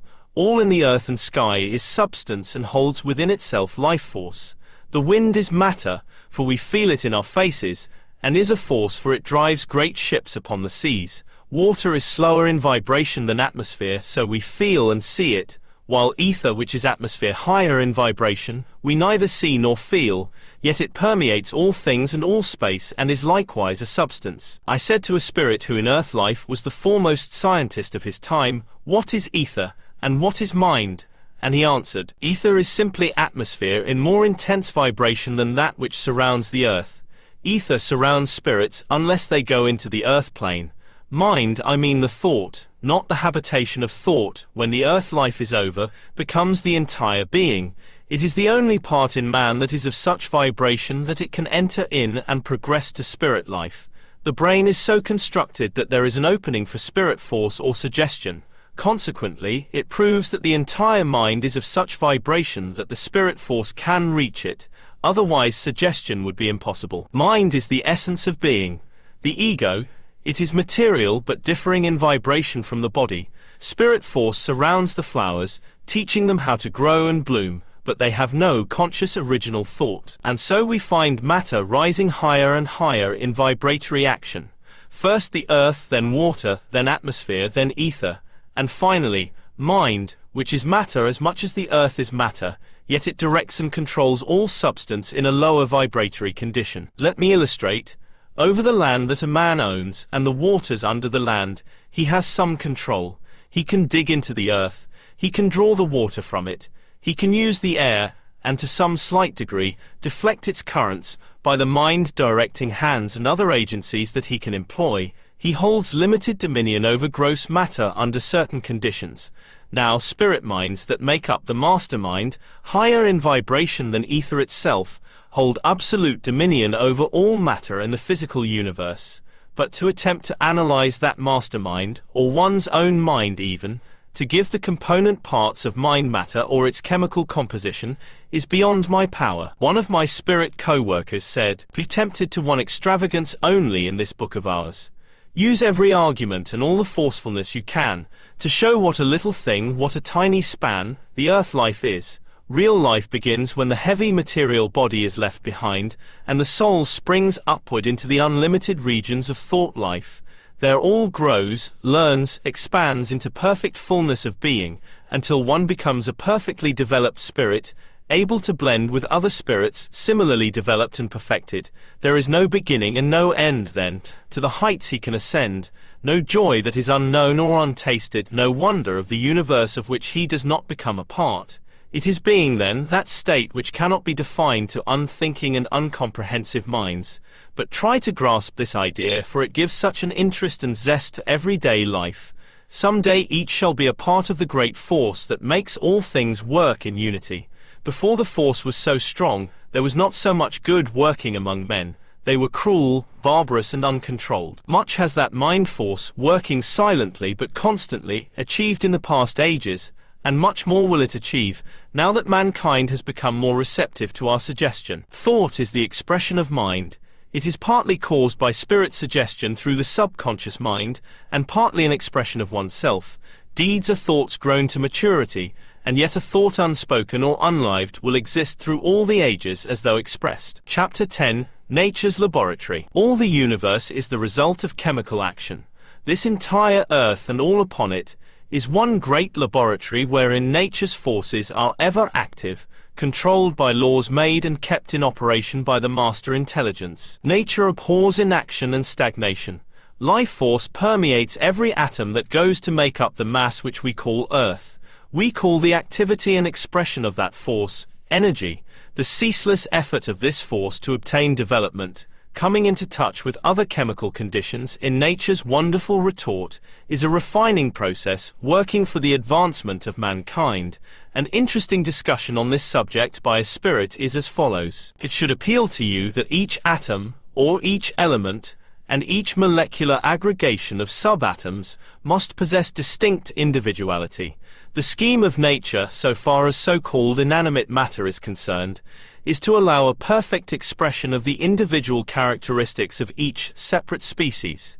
The individual expression of those separate kinds of matter, be it in the atom or in that expression of associate atoms that produce separate effects, is to allow the steady and ever-occurring change that matter is constantly undergoing to bring about progressive conditions. As matter is ever undergoing a process of refinement in the great laboratory, it follows that inasmuch as the rule must be an all including one, for no exception is allowed by nature, a period of time must come when the material of which the human brain is fashioned will also be affected by the refining process. The time has arrived when this effect on the mortal brain is being observed by men, for the brain of the present day has reached the most sensitive stage in the world's history. Being thus attuned, by the gradual and ever-active process of refinement of matter, it is quickened in vibratory power, and thus is in more perfect accord with the vibratory activity of the people of the next step in progression, those who live without the clothing of the flesh. It is possible also for some few physical beings to be held in mental accord by certain spirit people. The refined physical brain can adjust itself to the spirit brain, so that the latter can dictate to the former comprehensive suggestions as to the proper method of procedure, to grasp, harness, and control those subtle magnetic forces of fixed, ever-existing, steady, but pulsating conditions of stress, that are the perfect reflex of the ever-active particles of matter. It is a well-established fact that substances of the same kind attract each other and are cohesive in a given mass in so-called solid form, by a reduction of temperature. This kind of attraction has no relation to chemical attraction, but is mainly based on the physical characteristics of the substance, made possible by the similarity of the crystallization of the substance. Much has been told and explained to you about this subject of crystallization of substance. It is the true demonstration of the acute individuality of distinct elements and positive, actual substance. As vegetabilism and animalism assert their different species by the process just referred to, so all things in the world of matter likewise assert themselves, different species of the vegetable and animal kingdom, by the fact of distinct crystallization, form, possess the power to give expression to all the fixed and distinct peculiarities that they possess, and to affect others of their kind, or of similar species, and mix and become assimilated with each other in their progressive action, and thus assert that subtle influence which you know as perpetuating life, the one nutrifying the other.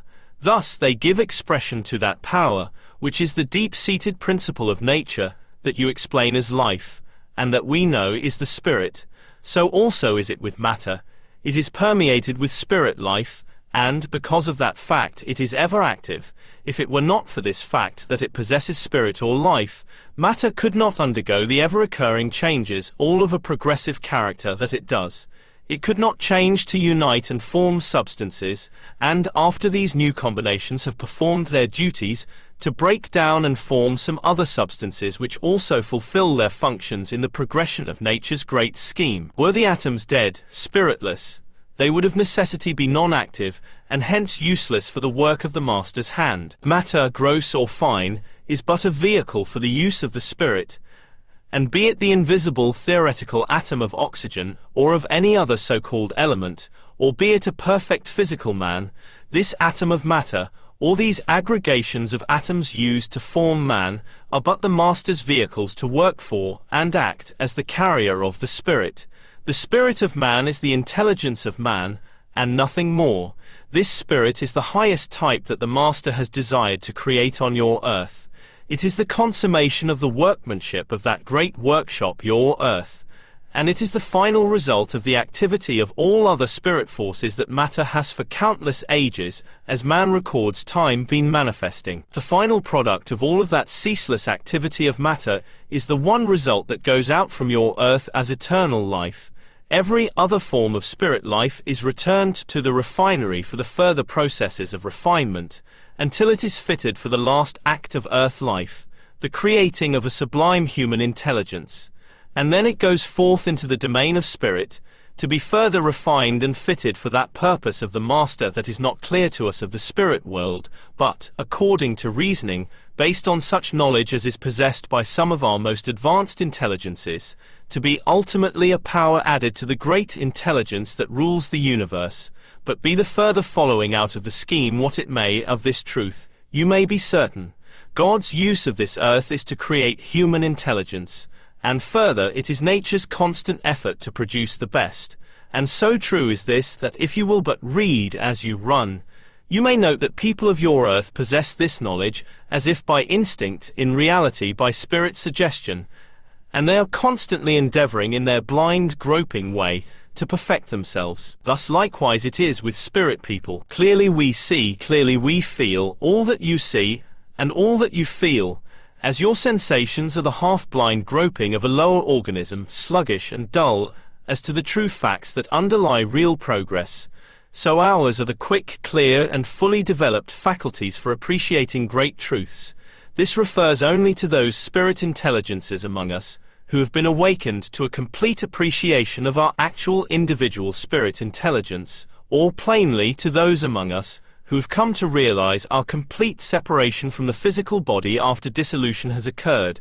We are as much John Smith or Wilhelm Schneider in the spirit life as when in the flesh, and we have the same distinct personalities. Thus, knowing by quick perception as we do, that only right is right, and that deception cannot succeed, that honesty only is a fact, and that dishonesty is a condition that brings about endless trouble that must be disentangled and made straight and absolutely honest by the causer, and knowing that nature has established laws which are good, and if adhered to, beneficial in their results, and which, if broken, must be mended by the breaker, knowing all these things made possible by our power of rapid perception, because those tantalizing desires of the flesh have no longer a hold upon us, we are ever and always anxious when we can come in touch with intelligence in the flesh, to give to such persons what we can of the truths that are clear to us. Chapter 11, Vibration. Science can measure the velocity of the wind, of the stars and constellations, and of rays of light, but who shall attempt to measure the velocity of human thought? We cannot demonstrate spirit forces and the conditions governing them by the same rules that are applied to physical science. This is simply because there is a difference in the rate of vibration between things material and things spiritual, As long as matter is sensible to touch, science can measure it, analyze its substance, and learn its component parts. But when it reaches a certain vibration, where activity increases beyond their knowledge, the scientists are lost in the wilderness which they call the unknown. This is where the philosophy that we term metaphysics commences. We, of this new school of thought, are no more qualified to enter into the domain of physical science than the physical scientists are to come into our domain, and it would be most profitable for each school to confine itself to its own field of usefulness. Sir William Thomson, led by a hint of Faraday's, advances the theory that all properties of matter, probably, are attributes of motion. I am told there are but two elements in the universe. This must be so, the positive and the negative, male and female. Else how could we have the harmony of the universe, and the tendency to final equilibrium of inharmonious conditions and things? All other conceivable elements are not elements but compounds. Vibrations are slowest in the basic or generic rocks, the atoms and molecules composing them lying close of necessity. Movement is slow. The basic rock, where it has not been changed in its position by upheavals, is most removed from the Earth's surface. It has changed but little from the condition it assumed when this planet cooled and substance came together in so-called solids. But starting from this generic rock as our basis of comparison, as we come up through the different strata in which are recorded the Earth's ages, we observe the vibration gradually quickening as matter changes in its formation, resulting in greater motion. The vibrations intensify as we reach the soil and growing grains and trees, the plants and shrubs, and finally, the flowers, bringing motion up to the highest pitch in the vegetable kingdom. But vibrations do not cease there. As we reach man, they increase. After the physical comes the spirit body, still matter, still vibrating, which progresses on and on among spirit spheres with ever-increasing action. In spirit planes, its refining process never ceases increasing, any more than man ceases progressing. Vegetation has life, the same character or kind of life as human beings, but, its vibration being slower, it cannot move of its own volition. The only thing that makes it possible for man to move at will is because he is in a higher or more rapid state of vibration, but with movement limited. For all things have their limitations. We cannot pass through solids, but spirit people, living in a higher state of vibration, can. The spirit, while in the body whose vibrations are slower and heavier, is impeded in its movement by the material, but at dissolution it escapes physical impediments, its molecular or atomic action increases, and it can do more at will. There is quite as much difference between the vibration in and out of the body as between the physical body and vegetable kingdom. Dissolution, then, is only the changing of vibratory conditions. It has been illustrated to me in this way. When the body, from disease or long inhabitation, becomes a broken shell, the intense vibration of the spirit breaks through the limiting space to which it has become accustomed and reaches a plane of higher vibration. The soul sense dominates all our thoughts and actions, and consequently it is held in check only by the physical limitations of the body. When, as I say, the body becomes unfit to hold the spirit breaks away at the first opportunity and seeks the sphere best adapted for its expansion. The heavy vibrations of the body, unless quickened by the presence of the keener soul vibrations, fall back into the still heavier vibrations of matter, which is earth and no vegetation. Nothing remains stationary, and if one part goes onward, the other goes backward. These are the elementary laws that govern change and evolution, and they are the ABC of spirit knowledge. As this is becoming more known among those in earth life, it tends toward their ultimate benefit. There are always vibrations depending upon the subjection of molecules that are not so free in expression. I mean, they are taken into the life principle and given their proper position. They change only to go into the vibration that is gradually made for them. They do not have the sudden release that comes to the soul, but slowly glide from one form into another, all in the same series of vibratory action. The soul's change is usually so sudden as to be a shock, for it is hard for a spirit to accustom itself to the intenser vibration. This is the reason why at a deathbed there is always a gasping for breath.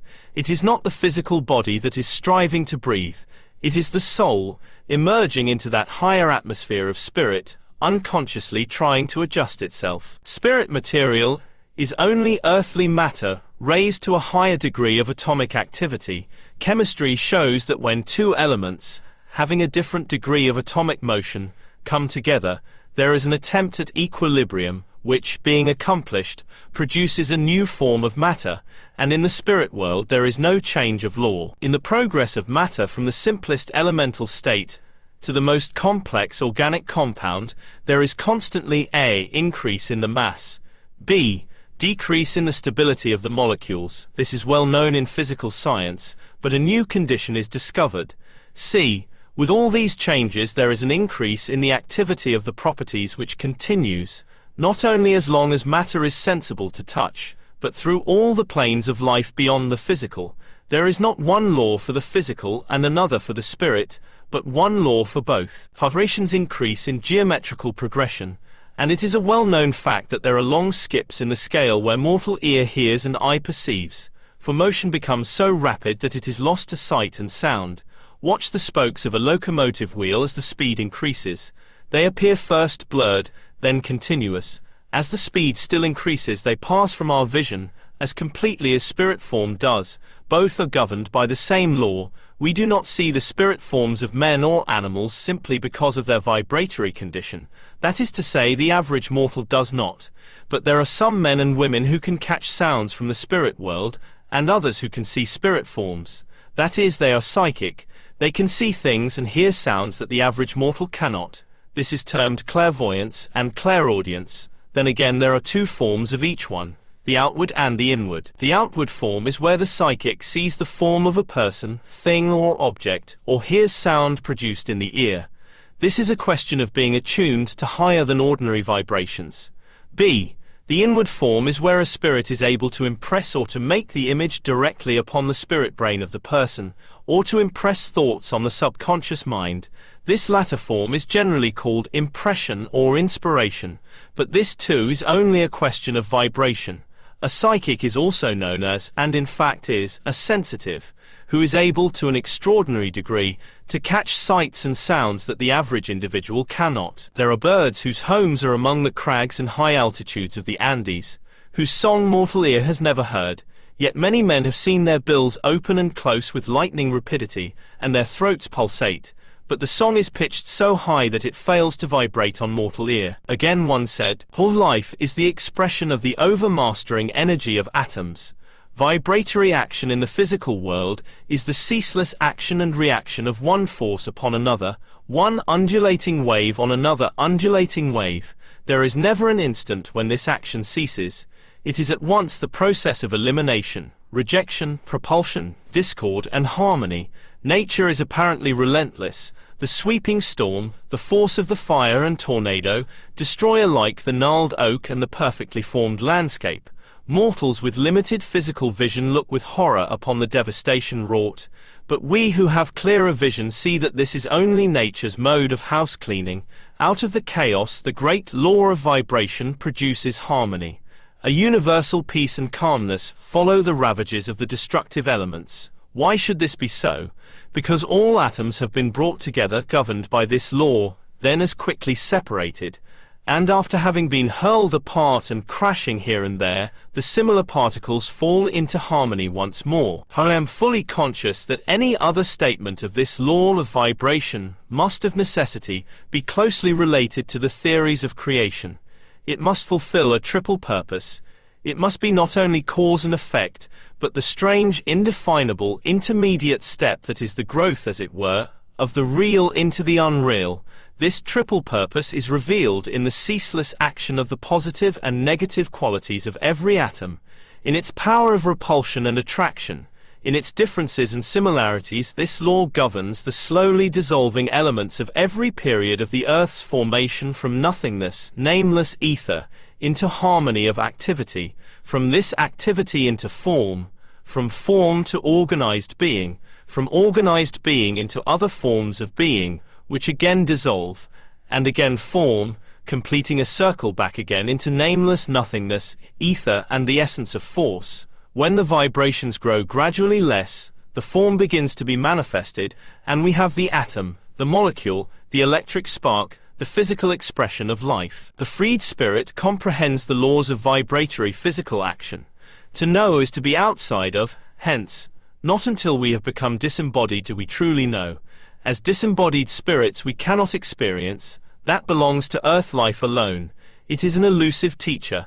Not until we cease experiencing can we grasp the law that governs. The subconscious mind, governed by this law, grasps it, adds to it, repels and attracts, and molds itself over and over until finally you of earth life get a little appreciation of it. This is a new theory in the philosophy of man. But towards its proper comprehension, the thought of the 20th century will be directed, and with the mastery of the elementary principles will come greater appreciation of the future condition of man in the life beyond the physical. Chapter 12. Matter. All matter is composed of molecules, atoms and electrons. A molecule is made up of several atoms. For instance, a molecule of water is composed of 3 atoms, 2 of hydrogen and 1 of oxygen. The atoms are very small, about 1/100,000th of an inch in size, and yet sufficient in number to make up the mass of all the planets composing the solar systems of the universe. These small particles possess a force so wonderful that it is utterly impossible for man to follow and examine them, for the reason that they are constantly changing in their rapid passage. They pass through the ether with wave-like undulatory motion, and like human beings, have their likes and dislikes. When they find their affinity, we have what is known as cohesion. For every particle of matter has an attraction for other particles. These atoms have a force and a heat that all the furnaces of Earth could not produce. Under certain conditions, however, there may be a loss of heat, and if it were possible, in the laboratories of Earth, to expel heat entirely from the atoms composing matter, it would become practically lifeless and inert. This, however, is impossible. Therefore, while they possess heat and force, they may be solid, liquid and gaseous, in which latter condition they may be said to bump against each other, rebound and move freely through ether, which not only joins with the atmosphere surrounding this planet, but connects far distant worlds. And this ether, this subtle air around and about us, permeates all substances. In the wondrous atoms, with their likes and dislikes, attracting other atoms through the ether, and in continual action, we have force, motion and electrified heat. Atoms are split up and again subdivided, and those smaller particles are called electrons. That is, they are electrified. In other words, they carry electrified points, not the electricity that we behold in the lightning flash or in magnet and coil, but a small subtle electricity which mortal man does not yet comprehend. Electrons, then, are really the electrified points of the subdivided atom, the polarized particles, not one of which could be spared out of the universe. A single atom cannot be lost. It has its place, its power, and its task to do. The world of matter is a world of change. Molecules changing, atoms changing, electrons changing, but the subtle spirit which permeates them is never lost. Each possesses a spark of life force from the great ocean of infinity which is immortal. When we speak ordinarily of matter, we refer to sensible substances which offer resistance to the touch and to muscular effort, and which is indestructible, and eternal, which reacts against external force, is permanent, and preserves its identity under all changes. Again, matter is everything that possesses the properties of gravity and attraction. While I am not able to state it as a fact, I am of the opinion, reasoning by deduction, that the laws of gravitation act only upon matter, the vibration of which is so slow that it is physical, that when the vibration is increased to what we know as spirit or mind, the law of gravitation no longer acts upon it. Then the law of attraction is the dominating force. The force of gravitation is in direct lines only. The lines of attraction reach in all directions. Gravitation, then, acts upon the physical body only. Attraction, upon the mental state. And after separation from the body, the spirit, freed from physical substance, is free from the control and influence of the laws of gravitation, for which reason spirit people move freely and at will within the boundaries of their sphere. There is not in the physical universe, as far as known, a substance that is actually solid. A cubic inch of the hardest steel differs from a cubic inch of air only in the arrangement and position of its atoms and molecules. It is all a question of density and vibration. Could a magnifying glass be made powerful enough, what is known as solid matter would appear like dust floating in the sun's rays, for nothing is ever actually still. Nature abhors stagnation, as it does a vacuum. All in the universe is matter, whether physical or spiritual, composed of atoms and molecules attracted and associated in varying and different degrees of density and therefore of vibration. All substance is, in fact, matter, whether it be visible or invisible, whether it be sensible to touch or elusive. In accordance with this theory of advanced science, all matter is progressing into modes of motion, dissolving into activity, and so shading off into that great reality that is all energy and life. Can there be energy without substance? Does not everything that has expression necessitate substance? The idea that spirit people exist but are unsubstantial is illogical and preposterous. The gases which compose water, taken separately, are as much substance as when united. The spirit body is as much substance as a physical body. Why should it be considered impossible for Mother Nature to clothe spirits with substance, so that when separated from flesh, both should continue to exist as absolutely as when joined together? When we pass into the spirit life, we have the same features, the same general contour, the same proportions, and we carry that normal condition wherever we go. Our shape, size, features and contour are determined by the spiritual atoms forming our spiritual personality, and this continues through all spheres. Thus our identity, once established, exists in continuity with life, remaining always the same, being always composed of the same personal atoms. All that exists in positive condition is matter. Intelligent forces permeate all material things and are made manifest in motion. Motion is moving matter. Matter, in a very high state of vibratory action, may be, and frequently is, classed as immaterial, but in reality, there is no immaterial thing. An absolutely immaterial thing would be absolutely nothing. So-called immaterial things are conditions of matter in a very great degree of sublimation. We cannot conceive of anything made out of nothing. Electricity and magnetism are highly sublimated conditions of matter. One step further finds us in the world of spirit, which is a still greater degree of material sublimation. The electromagnetic may be so nearly related to the condition of spiritual sublimation as to be the connecting link between mind or spirit and matter, but we are not, as yet, able to grasp the condition of magnetic, electric, and spiritual vibration to any extent. Investigation causes growth step by step, until by and by we may understand the force of electromagnetism. Matter disappears from our vision, but reappears to our senses. This thing called matter, which in one state or another is perfectly opaque, and will not permit a ray of light to pass through it, will in another form, which is spirit, become perfectly transparent. The cause of this wonderful change is beyond our comprehension. Science may say it is due to some attraction in the position or arrangement of atoms or molecules. But atoms or molecules, however confident the scientists may be of their existence, and of the laws that govern their attraction and repulsion, are beyond the reach of our physical senses. Substances dissolved in water or burned in the air are not annihilated, for by certain well-known means they can be recalled and restored to sight, some in exactly the same state as before they became invisible, others in some other state or condition. Matter is indestructible. If there is matter, there must be spirit, for matter is only the substance that spirit uses for physical expression. Spirit, whether it finds physical expression or whether it exists apart from gross matter, as we use that term, is of primary importance, and is the first subject for consideration, while the garment which makes life visible is only of secondary importance. One law, as we have shown, governs all conditions in the physical as well as in the spirit planes, and whenever we find life forces, they are clothed with either physical or spiritual material, which is matter in different states of vibrations, so that the individual life, at dissolution, undergoes a change of vibration, like water changed into vapor. It is the same life still having form, feature and expression just as before, but changed in its vibratory action.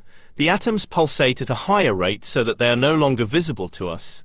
Though matter still, they pass from our sight like steam dissolved in air. Mind is matter, and day by day and minute by minute as it crystallizes it takes definite form and shape, and its creations are clothed with substance. Some are given physical expression in works of art, inventions, books and buildings, but the great majority find expression in what we term spirit matter, of which man comes to a full appreciation only as he passes into that sphere of usefulness. Matter in this physical world is changed and fashioned by hands or by machinery made by hands, so low is its vibratory condition.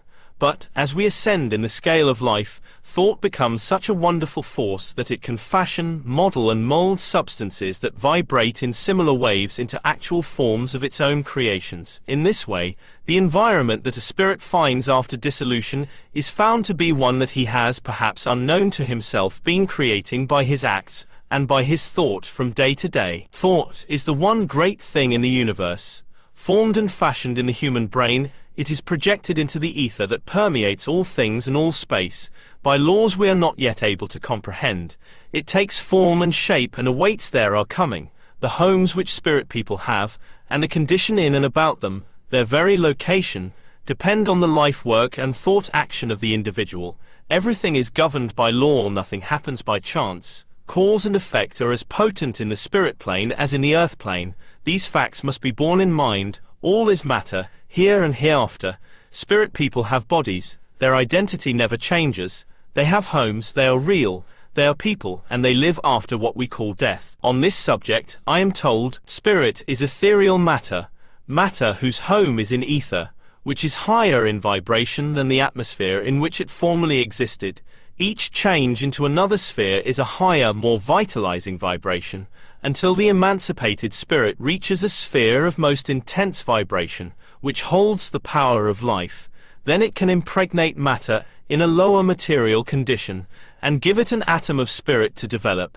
The reason that man is continually growing in spiritual thought is because as this force, this life-giving force, increases, it becomes stronger, and man is being equipped for the development of his spiritual being. Matter includes all things that have continued life, and we know that nothing can die. Ether is the atmosphere of spirit people. From each man in his natural condition emanates spiritual ether. It is because of this atmosphere that we are able to come close to him, and thereby reach his subconscious mind. Spirit material is nothing more than earthly matter, raised to a higher degree of activity, while spirit force is pure force. The physical world is a counterpart of the spirit world, but the latter is the reality. There are more than 5 avenues of knowledge. There is much about matter that we do not know. It is possible to pass matter through matter. Recall the flowers heretofore mentioned, brought from a distance, passed through the walls of the room in which we were, and reconstructed. How was it done? Spirit chemists know how to use this subtle electric power to reduce the atoms that are solid to a gaseous state. Oxygen at low temperature and under pressure can be transformed into a solid. It can also be reduced to a liquid and changed into ether. Physical substance under such treatment becomes gaseous and etheric, and may, by a similar process, be restored to its normal conditions. In this manner, the flowers were dematerialized and again materialized. The process was simply a chemical change. Savages rubbing sticks to produce fire looked upon the traveler with suspicion and fear, but when they saw him produce fire with a match, their souls were filled with wonder. Spirit people look with sorrow upon the people of this generation, for the great majority, in their simplicity, are still rubbing sticks to obtain light, though the sun shines in the heavens. Chapter 13. Limitations of Science. There are many things that science does not know, and will never discover, unless it abandons methods which limit and narrow its field of operation. It has confined itself to the prescribed task of investigating gross matter, until even that has eluded its grasp in the form of simple force, and left it empty-handed. It has peered into the heavens with its telescopes and looked a little farther into matter with its microscopes, but it has come no nearer to the nature of things than it was in the beginning. When chemistry put the key of the physical universe into its hands, it was enough to devote a century to the dazzling picture it revealed. A century of concentrated and universal gaze at the world, out of whose dust our material bodies are made, and in which life forces find visible expression. But having sat so long before the elementary flames, and having seen matter reduced to gas and force, and there stop, the world has become impatient at its inability to answer further questions, while we have been shown the component parts of our physical bodies, and how our actions are linked to the invariable energy of the universe. Science has not explained us ourselves, nor analyzed us in its retort, nor measured us by the law of continuity. Chemistry has led to biology, this in turn to psychology, and this to sociology, history, and religion, and the patient world has at last, growing dissatisfied, asked science to analyze consciousness, mind, thought, and love, but science cannot meet those demands. It has pushed its researchers until it has reached confines beyond which it cannot go. Though it does see forces which it cannot explain, science starts with matter in its homogeneous state of diffusion, that is, at so-called rest and without action, either externally so, or as the result of exhausted force. Now we ask, whence comes this force? Science has no answer except that which is involved in the vague phrase unknowable cause, which is a contradiction of terms, since a cause with a visible result is to that extent known. The law of gravitation goes before its action. What of the origin of the law that acts on matter? Why does it begin to act on matter while at rest? Again, how do we pass from the functional action of the brain to consciousness? The scientists claim that the chasm is impassable. What then will they do with the fact and phenomena of consciousness? Again, what right has science, knowing nothing of the origin of force, and therefore understanding nothing of its nature, to limit its action and potentiality to the functional play of organism? Again, they test and measure matter by mind, but if matter be tested and measured by mind, it is, as it were, one clod or crystal analyzing another. It is like getting into the scales with the thing to be weighed. Metaphysics is an entirely new philosophy, dealing with energy and life forces, separate and apart from that material which the physical world terms matter, governed by entirely different laws and using new methods in its demonstrations. It is greatly to be regretted that scientists, who have made such wonderful progress in knowledge of the material world, stand so much in awe of each other that very few of them have had the courage to depart from their antiquated system of investigation. In the few instances where great minds have dared to investigate questions transcending physical science, they have been subjected to the ridicule and derision of the great majority of their fellows, who have not had the courage to venture beyond old, accepted theories. To those who have had the courage of their convictions, and the breadth of mind to associate this new philosophy with their own personalities, men like Sir Oliver Lodge, for example, great credit is due. But physicists as a class have no right to come into this new field for which they are so unqualified. Neither have they any right to criticize methods and means which they do not understand, nor have they any right to say, if there are laws that govern life force apart from gross material, they must be discovered by us. Let them confine their efforts to their own field of matter and its development, and leave the study of life forces to others who labor in new ways, and who have to grapple with higher problems than those of physics. We of the newer philosophy demonstrate the limitations of science when we ask of it, what is the relation of mind to the senses? The observing senses are before the thinking mind. We might also ask, what is the nature of this thing that you call matter, which you think you can feel and see, but how do you see it, and how do you feel it, you do not know. We of the newer school, having at least nothing to unlearn, stand in no fear of the criticism of any man or class of men. Having discovered new and original methods by which we comprehend something of the economy of natural laws, and coming, as we have, into direct communication with people in the afterlife with whom we discuss such problems. Having been told something of these heretofore unanswerable questions, something of force, energy, mind, soul, spirit, and its relation to matter by men who have become truly great, we labor to increase the knowledge of mankind, and to gain a better appreciation of our place in nature and of our relation to her. The field is so vast, the questions are so great, the opportunities so limited, and the subject is so new, that we can at most obtain only a little knowledge, and enunciate only a few of the primary laws that govern all things animate and inanimate. There are sounds that our ears have never heard, there is light that our physical eyes can never see, there is an invisible world filled with people that few here ever imagined, And yet discoveries are made from year to year of these invisible people and inaudible things through the patient labors of earnest workers. Step by step, we grasp and comprehend these laws, each one based on those that go before. Crookes tubes have been in use since 1878, and Röntgen's rays were in existence for nearly 20 years before their presence was even suspected.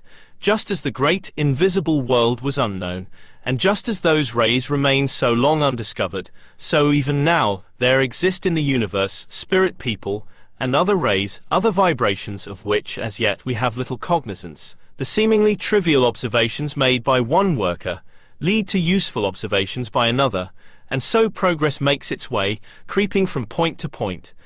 And so, year by year, the sum total of our knowledge increases, and our ignorance is rolled further and further back.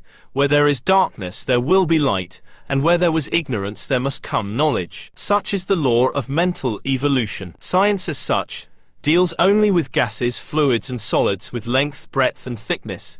In such a domain, and amongst such phenomena, no hint even of future existence can be found, and science only says, I find no report of it. In accounting for all things, shall we be limited to matter and force? Science says, yes, because matter and force are all we know or can know. Another school says, matter and force account for all things, thought, will, and consciousness. Another admits the existence of something else but claims it to be unknowable. All that physical science is able to discern is matter in its lower conditions. The spirit world, as well as the physical, is a field of legitimate inquiry. The barriers that craft and superstition have erected are being swept away. The laws that govern the process of death are as well defined as those that govern the process of life. They are purely chemical, and equally absolute and irrevocable. To the masses, spirit life is a mystery, death a hopeless problem, while the world of the invisible, just another community all around us, cannot be comprehended by the average mortal mind. We have our limitations. Our work, while not must center largely about the physical, as the mind of mortal man cannot get far beyond the evidence that pertains to the physical senses. The revelations from the other world are only just begun, yet the effect upon the human mind is already marvelous. The power of the new school to accomplish great results is limited only by the perceptive capacity of the brain. The best way for each one is to pursue his own investigations, to make his own demonstrations, until the force of the facts breaks upon the inner consciousness. We are entering a great region of undiscovered knowledge which yet remains to be explored by those who search for truth. He who enters this field of intellectual labor needs no preconceived beliefs, but a mind, like a sensitive plate, on which facts may be impressed. Through the avenue of metaphysics we have seen that we may climb to many higher planes of thought. Physical science cannot accept that which it cannot define. The physicist must have a label on everything, and assumes that what is incomprehensible to him must necessarily be false.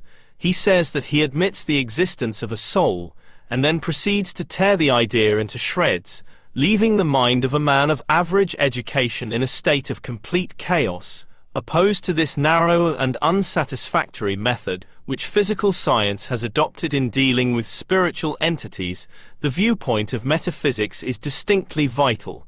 In other words, it maintains that the physicist, or the chemist, is unable to explain the principle of life without the aid of higher knowledge, and this fact alone shows the necessity for a philosophy of metaphysics. Chapter 14. The Attitude of Science. We are apt, with our physical environment, to stand in awe of so-called men of science, and expect that all progress, spiritual as well as material, will come through them. I have never agreed with the methods adopted by them to prove the continuity of life. Many attempt to build their structures by tearing down, to establish a fact by a process of elimination. They try to prove a thing is so, by proving it is not so. This method, I am led to believe, is erroneous in dealing with forces beyond the physical plane. The judgment of spirit people, with their greater knowledge and experience, is interesting. One now in spirit life, who has advanced far, made this startling statement which I have hesitated to publish. All proper respect is due and payable to the man of learning, but when learning, be it the result of book study, of experimental investigation, or of knowledge imparted from one to another, has the effect of making men self-important, so that they adopt such an attitude towards others as to imply that all wisdom and knowledge repose solely and entirely in themselves, then I say that the so-called men of learning only make themselves ridiculous, and that the institutions which produce savants of this type are defective and antagonistic to real intellectual progress. No one has a greater feeling of respect and admiration than I have for men who have, by constant and patient effort, sought to unravel and explain those great laws of the universe, the proper understanding of which tends to help and to advance their fellow men. We all salute the man who does things, but we also feel contempt for that egotistic group of socialists to be found in every country, who are always seeking to surround the laws of the universe with a hidden meaning, and to throw a halo around themselves and the cult they seek to organize, by erecting an artificial superstructure of baseless theory upon the facts already explained by the earnest worker, who has by toil and study revealed some hitherto unknown law. The genuine scholar is a plain man of simple ways, somewhat reserved in his expressions and criticisms, because what he knows makes him diffident about speaking in an adverse manner of new propositions which he has not investigated. But the self-satisfied man, who, because of the fact that he by some chance has become enrolled among the members of a cult, pretends to know everything, and dares to doubt everything, while in reality too shallow for thorough knowledge, is often found among so-called scientists. Are there not notes in the scale too high in their vibration for mortal ear? Are there not colors belonging to the rays of the spectrum, too rapid in their vibration to be detected by the mortal eye? Yes, of course. Why of course? Because science has proved it. Nonsense. Let us ask ourselves, what is science? I will tell you what science is. It is the result of the determining of the why and the wherefore of a few of nature's laws that existed for ages before this word science was invented. Poor mortal man, his opportunities for advancement have been one long succession of trials. First he was obliged to overcome his visible enemies and the fear of the wilderness. Then, when he had gained a little confidence, a combination of men arose and ensnared him by fear of the so-called supernatural. And then, when he dared to tell that set of men, "Begone," so that he might think alone, behold, another set of men arose, who told him that he could think only as they should decide. Pray tell me, what has any man of science, no matter how arrogant his claims may be, accomplished to entitle him to say that he holds the key to all knowledge? For each discoverer of a new scientific principle by which the world is benefited, there are 100, who, if they had been guided by science only, would have remained all their lives in intellectual stagnation, but who have, with spirit assistance, been able to enlarge the boundaries of human knowledge by a proper application of nature's laws. If the word science be confined to knowledge of the laws of the physical world merely, it covers only a small field. The laws of spirit are far more important than the laws of our bodily structure. Man's spiritual future is a grander field of inquiry than the principles of mechanics. Another said, to treat the subject of psychic phenomena by analysis, as you would treat matter, is not within the province of mortals. The soul is the spirit, and can be apprehended by mortals only by the operation of a thinking mind. Whence comest thou? Whither goest thou? These are the two great questions for all, and all must some day have the power to answer them. Would not a comprehensive knowledge of these questions be of inestimable benefit to you in your earth life? Many a great and grievous error might have been avoided, and many who suffer might have been made happy, had it been universally realized that the earth life is but a preparatory school for a future condition, where progress or retardment of progress is the result of one's own actions. It is well that mortals should live the earth life in accordance with the laws of nature, and not spend too much time in speculative thought as to the why and wherefore of his being, but good being the desire of all, or the necessary condition of all for advancement, a true knowledge of the future state of the spirit is necessary that errors of life may not occur through your own unguided actions. A knowledge of the continued life after passing from earth cannot be determined by weighing, measuring, or comparing, as is done with material things, but by an acceptance of truth, manifested by the power of mind. There having been no beginning, there will be no ending of nature or of natural laws. Is it then to be said that mortal man is to be the sole exception in this eternal order of things? As you are, so shall you be. Your path lies onward, death as you term it, being but a single step, an unimportant change in the journey. Everything moves forward, nothing backward. The ending of mortal existence is but the first change to usefulness. You must not consider that the law that applies to constant improvement does not apply to the lowest as well as to the highest in life. The principle that leads some men of science to hold that the only true laws are those provable by his deepest investigation and research is a great error. After the limit of investigation has been reached, there are many more questions to be answered that are as yet unanswerable. This being so, you must seek for the answers by a process of philosophic reasoning. Great minds require proof of small things, and this is right, but it does not require that great truths should be placed before great minds. Many minds of more simple attainment grasp great truths much more easily than do minds which possess the quality of greatness. Another, who while in this life was a well-known preacher, says, "I should like to add my mite to your epistle to the scientists, and to tell them that the life for which they try to find a scientific, materialistic reason is as wonderful and as eternal as the universe. They cannot end it by death, any more than they can produce it by artificial means. Life comes from the great force of a mighty blending of souls which permeates all things and all space. Life enters in and is taken up by the material atoms when nature's law, which governs all things, deem the conditions in a productive state.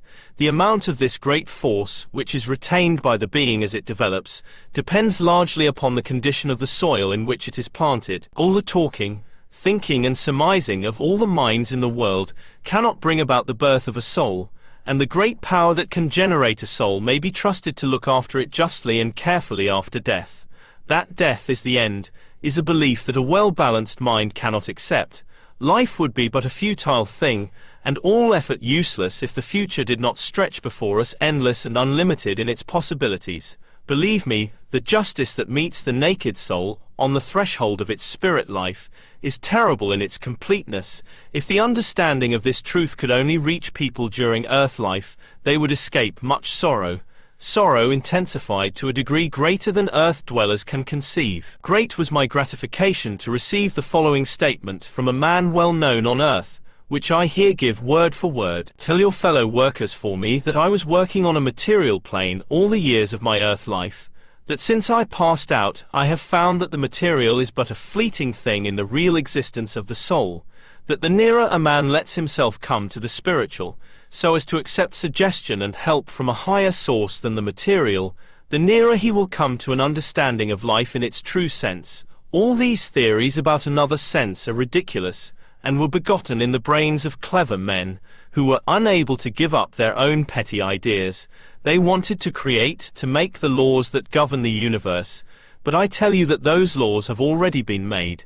They are fixed and unalterable, and the sooner the mass of mankind realizes this, and comes to a true and definite conception of the simplicity and justice of those laws, the sooner will they live lives fitted to carry them up the next step of progress. They must accept life and its governing forces as they are at some period, therefore the sooner the better.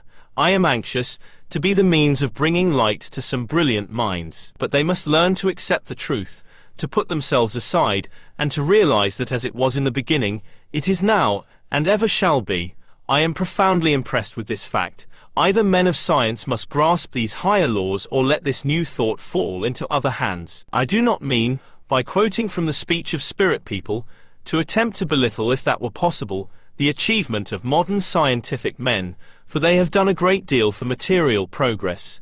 But I do say that they have not done everything, for many great discoveries of nature's hidden laws have come from unknown and unclassed sensitive brains subject to spirit suggestion. The scientists, as a class, are materialistic and know little of any forces outside of matter in its lower manifestations.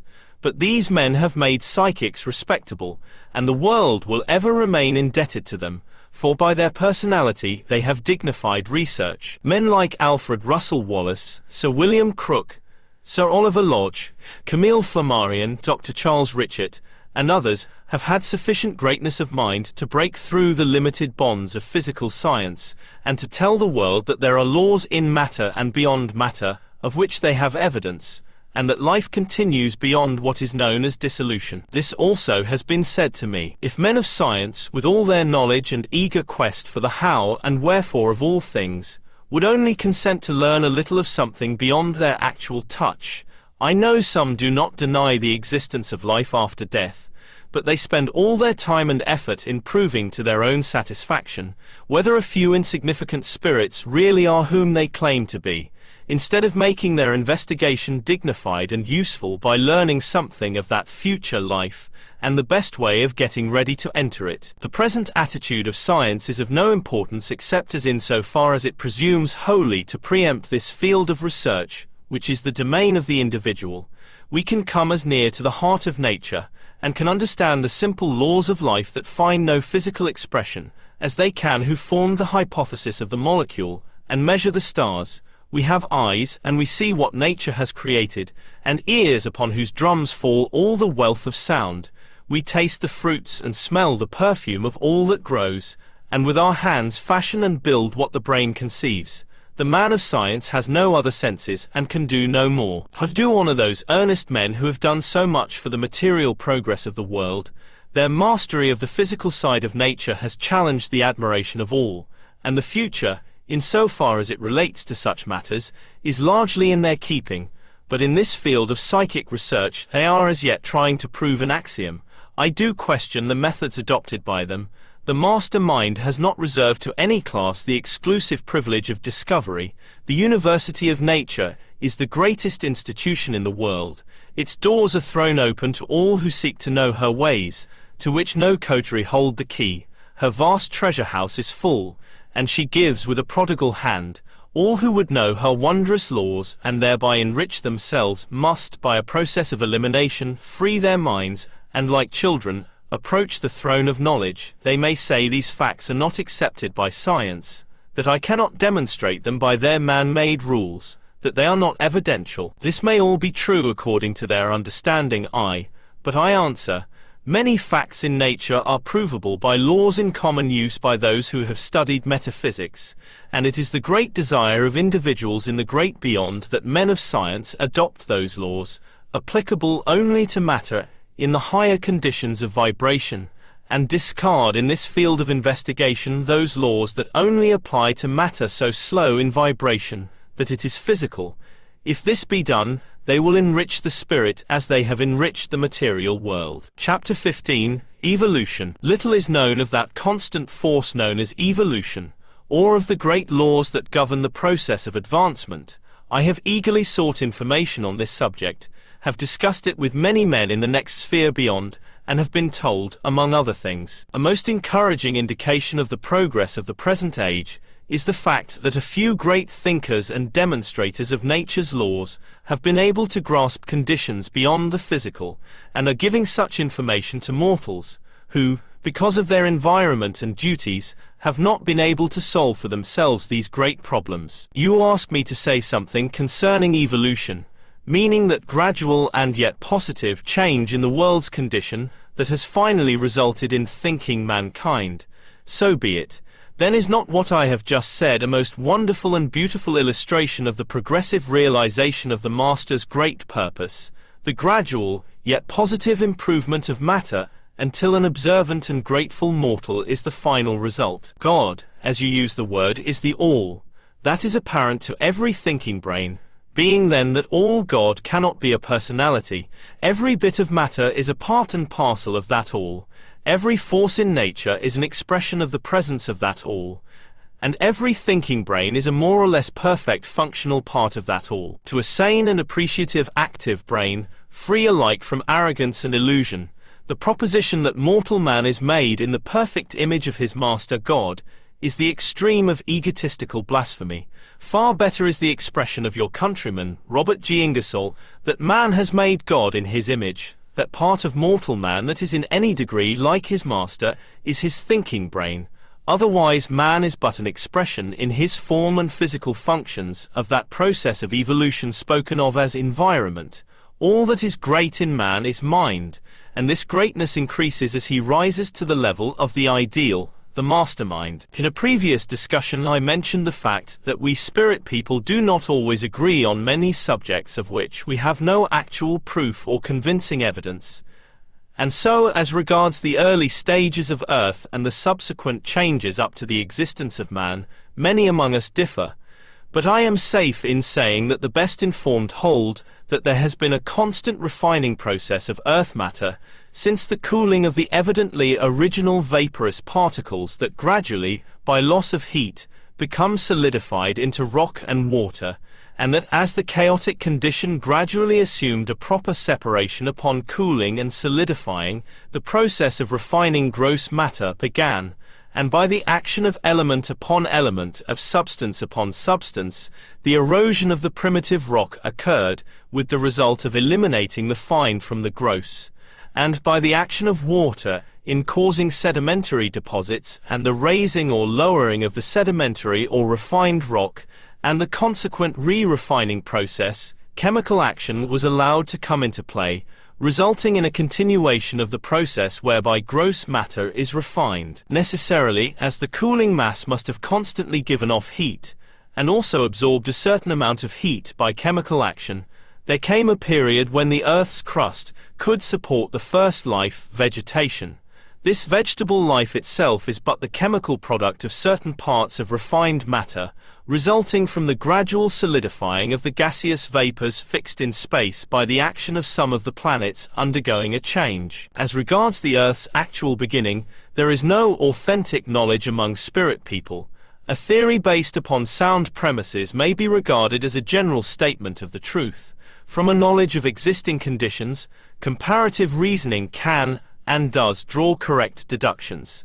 And so men of scientific attainments have, by study and investigations, demonstrated much that is not only evidence, but that may be said to be actually demonstrated. Among the best informed of the spirit people, the growth of a new planet results from the fixing in space, by the existing stellar system, owing to that great principle of nature known as the law of gravitation, of some mass of matter revolving wildly through the universe, and the placing of it in a position of harmony with other masses of matter or planets.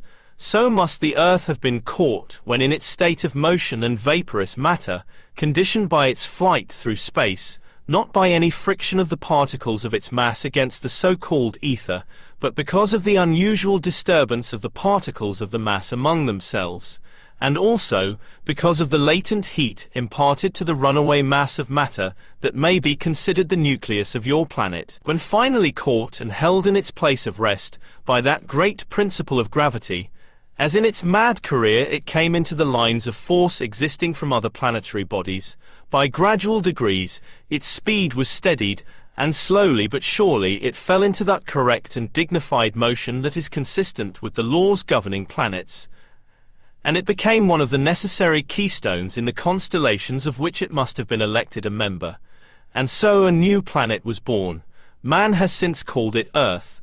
All the essentials of the present conditions existed at the very beginning of the Earth's creation, have ever been, and are now stored away in the mass of fugitive matter. Evolution is but the action of that great power called by mortal man, God, but which really is the process of refinement and purification of gross matter, until the resultant product is living, thinking mortal man, and then the intellectual man. The next step in that ever-changing, ever-progressing evolution is the endowment of that physical, intellectual man with what we call spirit. As each and every particle of matter depends upon some other particle of matter to allow of that progressive refinement spoken of, so is it throughout the entire chain, and spirit people are as necessary to physical people as the gas exhaled from the lungs of living animalism is for the growth of vegetation, or as the refined chemical vegetable combinations are to animal life. The origin of life has been, and ever will be, a great mystery, until such time as we shall, by progression out of the body, come to a greater understanding of life force. We all know something of the process by which all planetary life, both animal and vegetable, is started, but the principal process of inoculation of matter with life forces is practically unknown, though we do know that it is governed by law. In the discussion of this great problem of the origin of life, we must take matter into consideration in its different vibratory conditions, from the generic rock to the universal mind. As I have said before, when life in its evolution progresses so that it has power of thought and constructive reasoning, it has reached a stage of individualism that can never be lost. This power of thought and constructive reasoning, then, is the line of demarcation which determines whether the particular life force is to continue and hold individuality beyond the physical, or pass into some other form of gross matter. There is no matter in the universe which does not possess atomic energy, and therefore, life force. When matter is brought to the proper state of vibration by physical action, and sufficiently refined, when, in other words, according to a natural law, temperature is increased, and matter is rendered receptive because of its activity, an atom of universal good, of life force, inoculates, enters into it, and it becomes clothed, and after the required period of gestation and growth, there is a physical birth. It is in reality matter acting on matter, refined matter or spirit, clothing itself with grosser material, thus obtaining physical expression and individuality. The atom of good that finds individual expression in every birth is from the great ocean of infinite mind or universal good. Prior to conception, it was not individual, but from that moment it commences its journey back to the sphere of exaltation, the highest mental state of which we can have any knowledge. This life force that finds expression in mankind, or in the animal or vegetable kingdom, is all from the same source, but just what it develops into depends upon the character of the matter with which it is clothed, and its evolution, to a large extent, depends upon subsequent environment. Species have always been and will always be distinct in character. You cannot make a radical change except to improve it. Nature has created all species for distinct purposes. Nothing lives that has not a place and a purpose. Whether man understands, appreciates, and comprehends this fact or not, it is true, it would be the changing of a natural law to change species. Evolution, then, starts on the earth plane with an atom of universal good, clothed and individualized in this sphere of development and of preparation for the real life, which only commences with physical dissolution. Evolution is forward, not backward. The atom of life force which finds physical expression here, prompted, urged and taught by spirit intelligences as well as by parental suggestion, develops, and at some time very early in life comes to use reason, wants to know, thinks, looks upon the wonders of earth and sky, and marvels that life, so started upon its journey growing to maturity and passing to greater opportunity by laws as irresistible as force, goes on and on, with but one opportunity for physical development, while he, a mortal being, journeys upon this globe. There is no coming back to live this life over again, no reincarnation, but everlasting and continued progress and development. Evolution springs from the desire to know, to see, to feel, to understand and to grasp all natural laws. And as the individual grows, becomes more refined, and increases the ratio of his thought vibration, he reaches higher planes in the progress of his earth development. Evolution is not confined to life force, but matter, as we use that term, develops in a corresponding degree.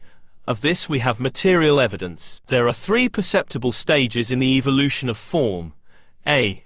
Increase in the mass. B. Decrease in the stability of the molecules. C. Increase in the activity of the substances. The evolution of each material form comes by adding atom to atom in their dimensions, making distinct the unity of composition existing between the mental states, all pulsating at a higher and higher rate. This is positive evidence of evolution. Evolution means progress, higher development. Each vibratory atom must go through each stage of vibration before it can be fitted for the fullest perfection. The story of evolution may be seen in the grain of wheat. It is planted and then develops through each successive stage until it becomes nourishment for man, and thence its development is a part of a soul's progress.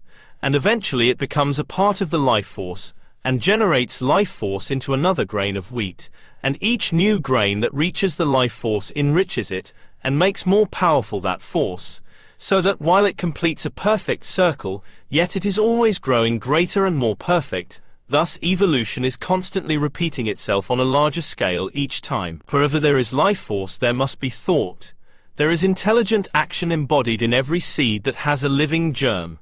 The acorn has sense enough to send its roots into the earth, its trunk and branches into the air, and to choose for food for root and branch such elements as will make the oak tree, and to reject such elements as would be proper only for the pine. All grass has the same kind of intelligence in choosing food, and the power of choice must involve the power of thought. All the laws of nature, being universal in their application, apply to all life alike. What is true of the grain of wheat is true of man. The evolution of one is similar to that of the other, and is destined to increase the life force of the universe. Knowledge is a pyramid with its base buried in the organic, towering higher and higher as it increases, and crowning the whole, embodying all of nature's handiwork, is the master builder, man. What could be grander, more noble and beautiful, than the human mind at work under the guidance and suggestion of spirit people who have progressed beyond the comprehension of earth conceptions? Evolution began with the primeval, nebulous mass, in which was held potentially all future worlds. Under evolutionary laws, the amorphous cloud broke up, condensed, took definite shape, and in time assumed a gradually increasing complexity. Finally, there emerged the cooled and finished earth, highly differentiated, and there was given us the breeding ground for the inception of life, and for the organization of the elements into the first relation of sentient form. What has passed in history many know, but what evolution finally leads to in its progression, mortal man will never know. That is the province of spirit people. When they have passed out of the earth conditions because of evolutionary laws, spirit people have beautiful flowers, faraway hills, majestic mountains, leaping brooks, blossoming orchards, musical birds, the storm and lightning flash, the disturbed ocean, the clearing sky, and the setting sun with tints of many colors. All that we have is but an imitation of the reality which belongs to their sphere only. Of course, what they have differs from what we have because of a higher and more rapid vibration, but the effect is similar. The tendency of all life, wherever found or however clothed, is to perfect, improve, increase, and extend its sphere of usefulness. This is evolution. It is a fact, a law, and not a theory, and its possibilities are as boundless as the imagination. The work of ages begun by nature has no apex. Evolution is advolution.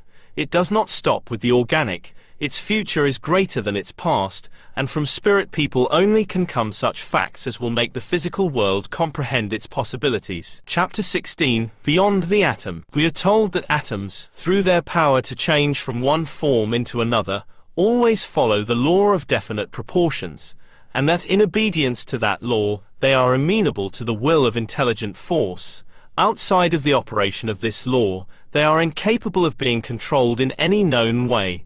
This would place them beyond the category of mortal mind, and make them to some extent superior to it. The atom holds within itself the properties of all forms and material things. It is the central point from which universal creative energy proceeds. It is the basis of all power that manifests form or force. It is indestructible in its nature. Its existence is regulated by definite and fixed laws, and the substance into which it enters is held in position, as regards form, by the inherent energy of the atoms composing that form. The atom alone has eternal duration of form, for it alone has the power to enter and dominate all other forms. It has no master except force, and to force alone is it amenable. Whether force precedes it, or is co-existent with it, is not now known, but probably, the same force which impels the atom upon its course with unerring precision, precedes it in the province of creative evolution.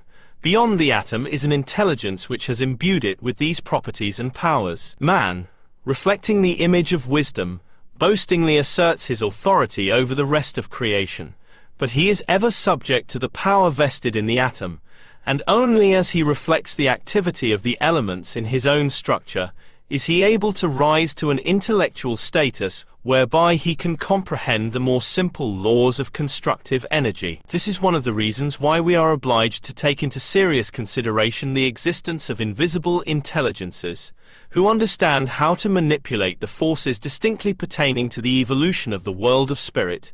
Numerous experiments have demonstrated beyond question that they exist, and that spirit intelligences understand how to affect these forces in form, is neither untrue nor absurd.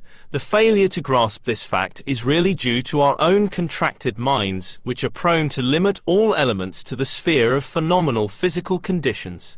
We must conclude, then, that the same energy which controls and directs the movements of atoms and molecules, which sustains in position and directs the course of stars and constellations, which finds life expression in grass and in grains, in weeds and in flowers, in forest trees, and in all vegetable growth, applies equally to man, whose physical body, like all vegetable matter, is composed of atoms. As we ascend in the scale of conscious intelligence, the universe opens to our mental vision and gives us a basis for a broader conception of the intelligent force underlying the physical universe.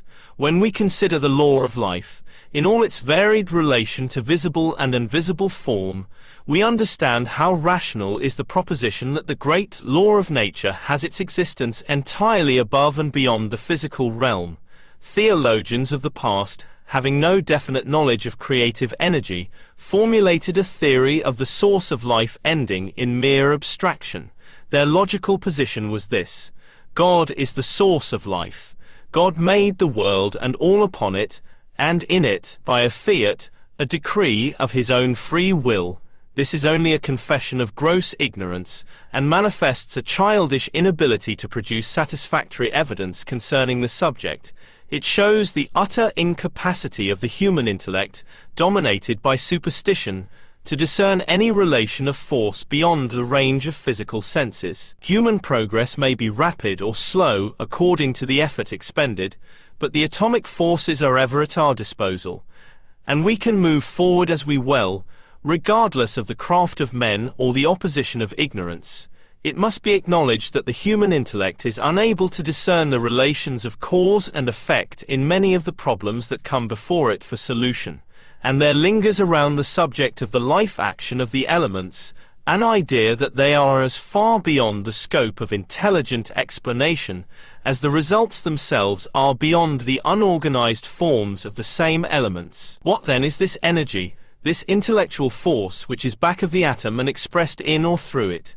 What or who controls and directs its movement with perfect precision? Some call it energy, some force, some nature, and others call it God. The word God is so indefinite, I doubt if those who utter the word with reverence have ever formed any definite idea of the Creator, and those who think he has personality have little comprehension of the universe.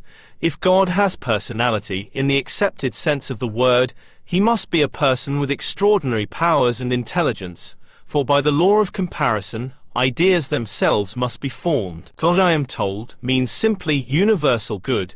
Apart from the philosophical signification of the word, this is its true philosophical import. Let me explain what I understand by the divine principle.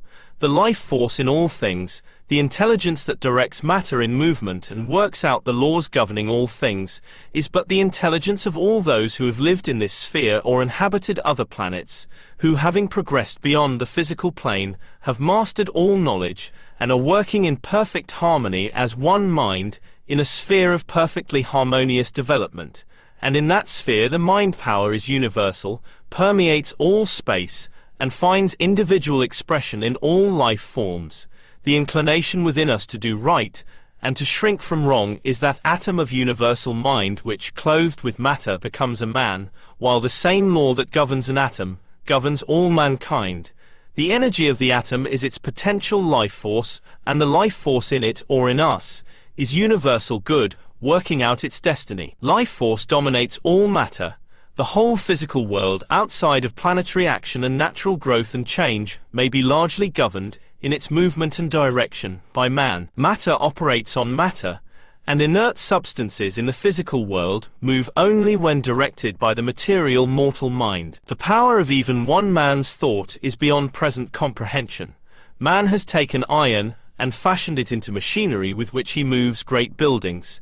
He has taken coal, converted it into steam, which, confined and released, utilizes energy that will transport material to the limit of land. Then, using like energy, he propels great ships over the sea, fashions sails and makes the very winds do his will. He has put a turbine under the waters, whose fail he directs, on the shaft a dynamo, which the waters whirl. He gathers and condenses the very ether into what we call electricity. Mind is all creative. The hands but fashion what the mind conceives. Not content with dominion over matter, sensible to physical touch, he reaches out into the atmosphere and utilizes the very elements. And the end is not yet. Only he who consciously progresses comprehends the possibilities of progress. Does the mastery of mind end with physical dissolution? Does death increase or diminish opportunity? Life would be futile if all the struggle for development were to end with Earth existence. While our conception of mind domination has its limitations, its possibilities are even now beyond our comprehension, and one fails to appreciate the power of even a single mind.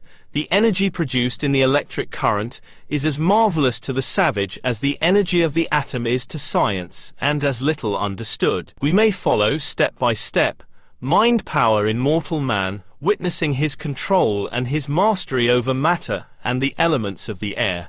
But before we reach the limits of definite thought, we appreciate in a limited way that if individuality and mind continue beyond the physical domain, man is still exercising his mental faculties, still studying and applying his intelligence to obtain greater control over matter in the conditions of the life beyond, and the nucleus of all this action is the energy of the atom. Whether we can appreciate this fact or not, it is true that as men grow in knowledge in the afterlife, they work in greater harmony with each other.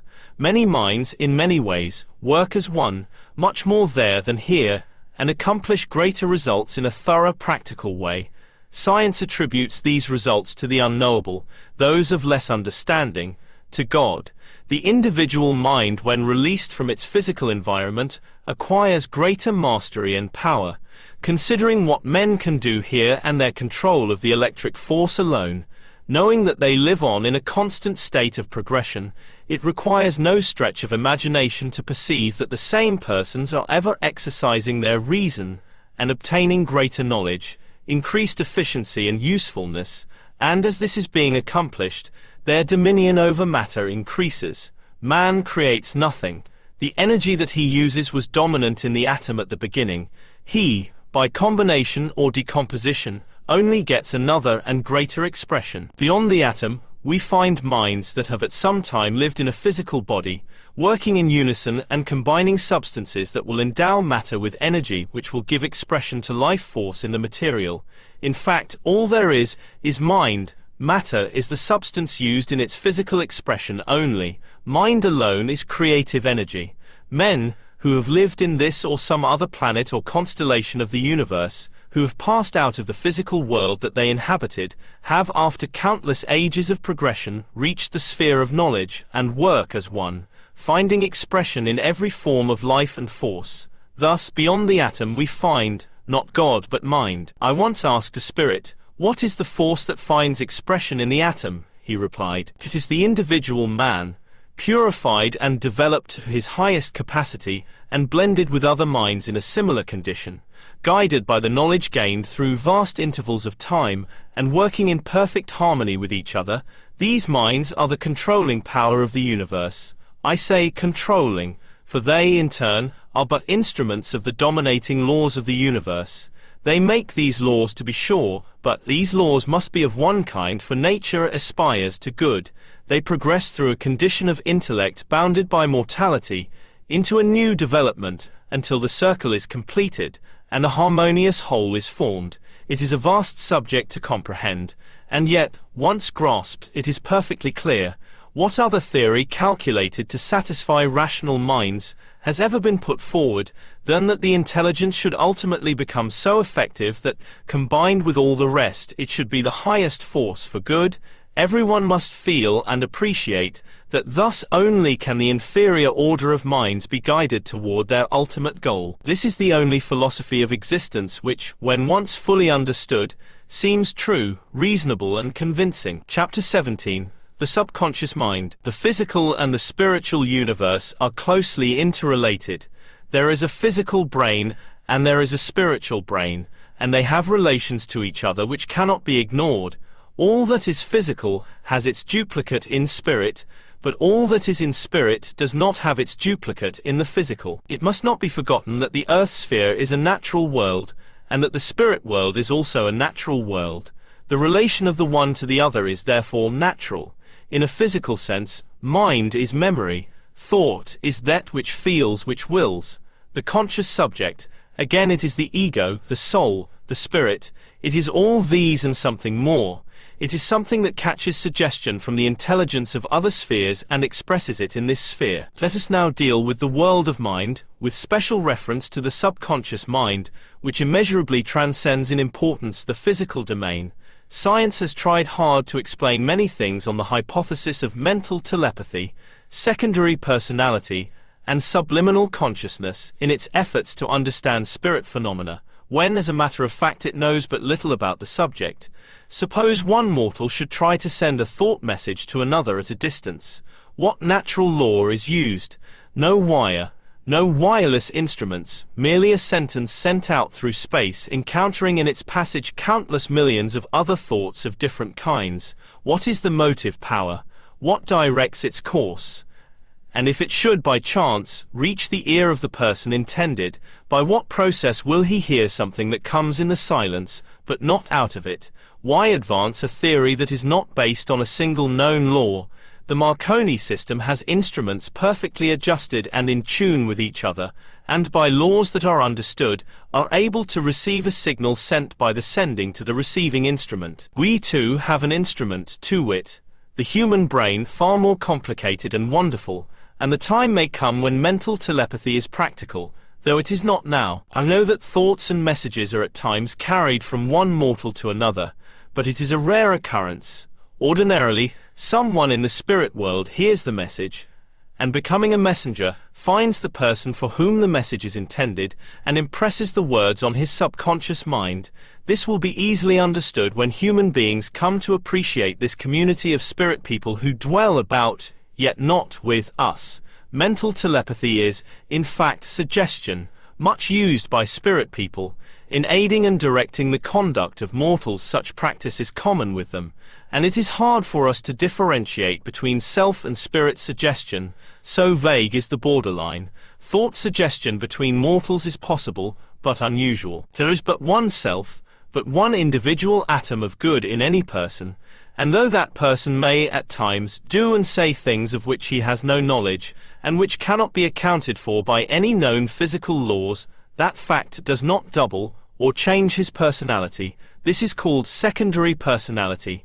It is possible for spirit people upon rare occasions to take a mortal out of his body, and entering into his living body, use his vocal organs. This is not uncanny but simple and natural.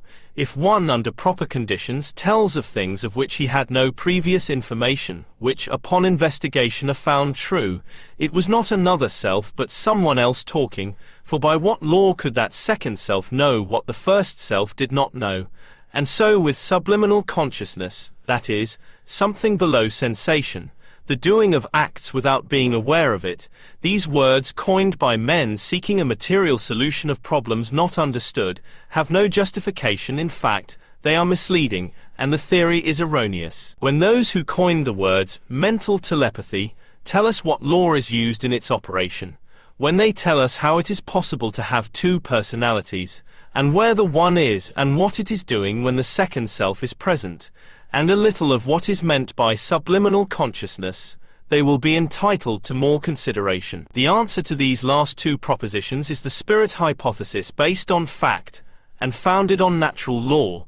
The subconscious mind, when understood, will eradicate those senseless words from the vocabulary and solve many problems with which man is struggling. I asked one far advanced in spirit life to tell me of the subconscious mind from his point of view, and he said, "The conscious mind is one controlled by yourself.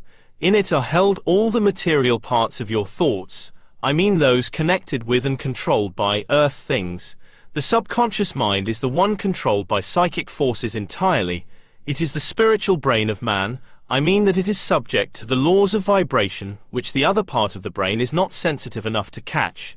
It is the subconscious mind that gets suggestion from spirit people, the connecting link or battery that for an instant holds the suggestion and passes it on to grow into a thought or impulse. The subconscious mind does not retain suggestion.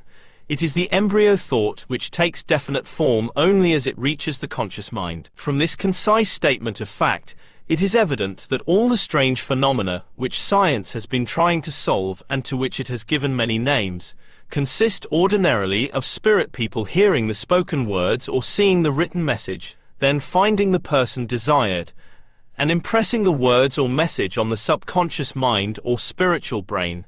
When the conscious mind catches the suggestion and makes it a part of the material thought, we have what is called mental telepathy, which in fact is, except on rare occasions, all accomplished by spirit people acting upon the subconscious or psychic brain. Speaking on this subject generally, one in the world beyond said, "It is well always to consider that a result is equivalent to the effort put forth.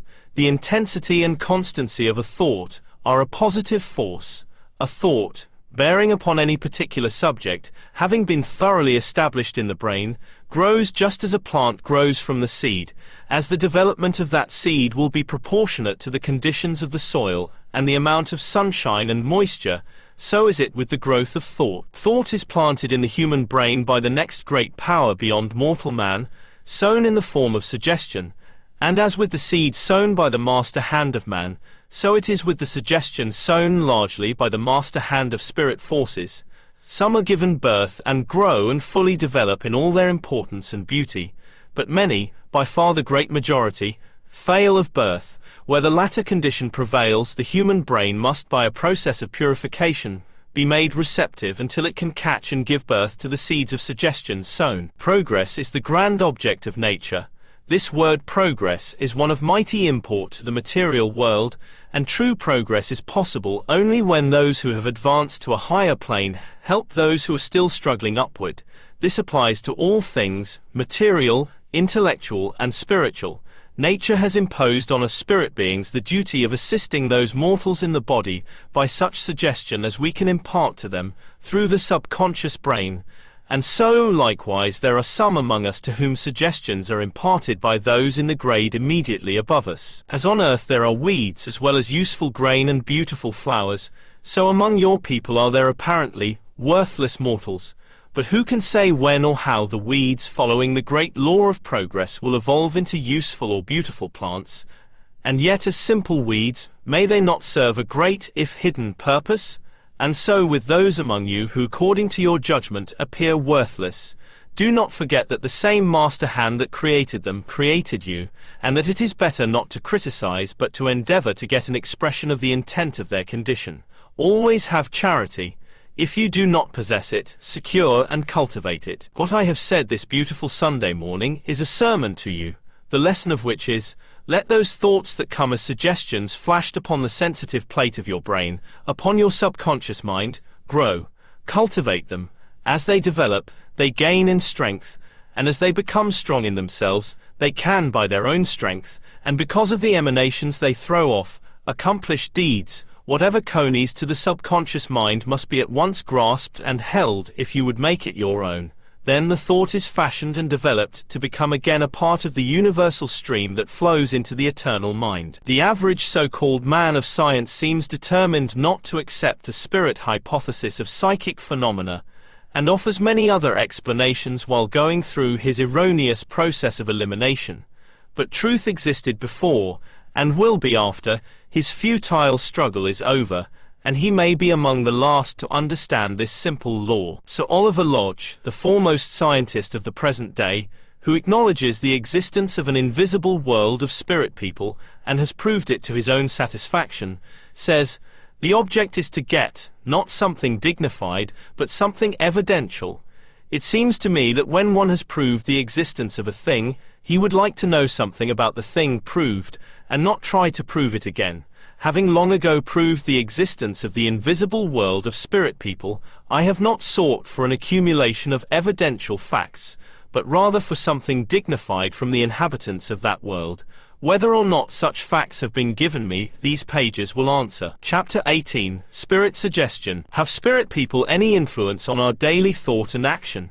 If so, to what extent and by what process? To bring ourselves intelligently to the question, we must appreciate as we have never done before, that those out of the physical body are people, as they were before dissolution, that their bodies are composed of matter differing from ours only in vibration, that they live and inhabit what we know as space, move over and walk upon the city's busy streets, go into and out of homes as freely as before, and are silent witnesses of our daily thought and action. They travel at will along the old highways, stay about the homes they loved and built with infinite care and ceaseless toil, see us and know our daily wants, desires and ambitions, and are acquainted with the discords as well as the harmonies of our lives. By law many become co-workers in our struggle for development.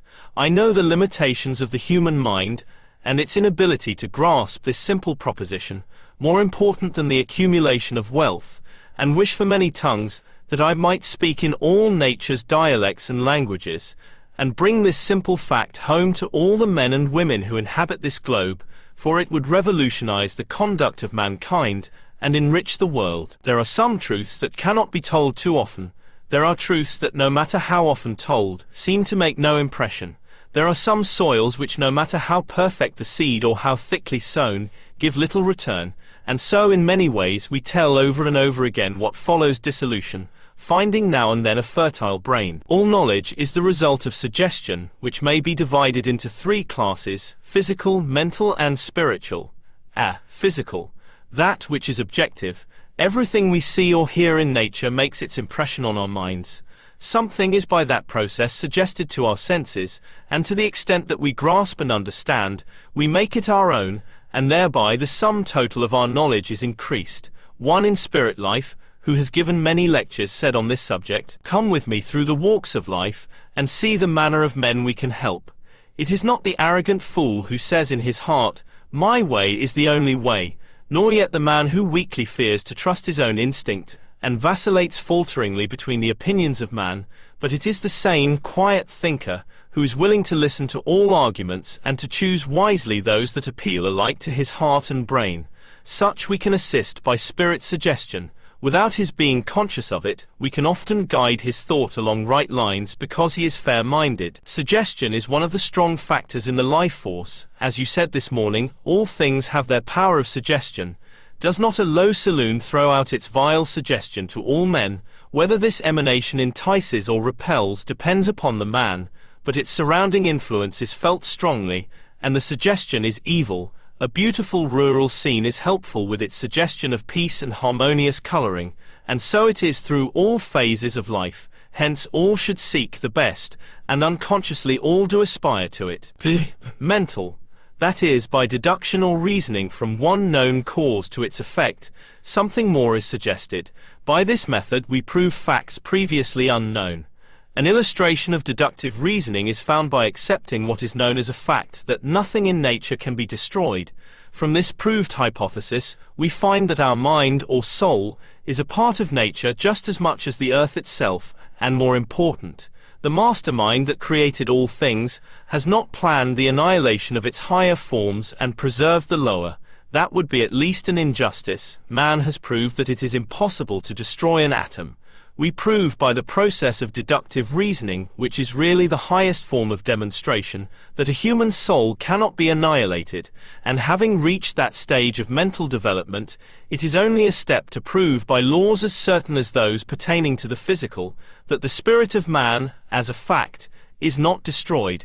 This we know, because with many others understanding the elementary laws of vibration, we have talked with them. The inductive method will help to confirm the conclusions of the deductive on the subject, for if the spirit of man be indestructible, why should it be impossible for earth dwellers to communicate with those who have left the earth? Franklin was able to demonstrate the two methods. Inductively, he showed that lightning and electricity are identical, and deductively, that houses may be protected by lightning rods. If spirit be seen by induction to be identical with mind, deduction will enable us to conclude that spirits, still in the flesh, can have direct relations with spirits out of the flesh. C. Spiritual. With spirit people, thought is such a positive force, and takes such definite form and shape, that it is visible. Their language is a thought language, and is as well understood among them as words among us. they soon lose all desire for physical touch or expression, finding the purely mental so much more intense. And as they move in and out among the people of earth and see when and where they can do good, they, by a purely mental process, often suggest to us what to do or what not to do. Thus the suggestion of those who have passed out of earth life comes to us as a moral guide, whose true origin many ignore, because so many have absolutely no knowledge of what happens after dissolution. This form of suggestion we call intuition, impulse, inspiration. Spirit suggestion comes through our subconscious mind. Mind, whether in or beyond the physical, is a positive force in nature, more in fact than action, which is the result of mind, and spirit people desiring to influence our conduct to some desired end, retard their mental vibrations, and at the same time ours increase until our vibrations and theirs pulsate more or less in harmony.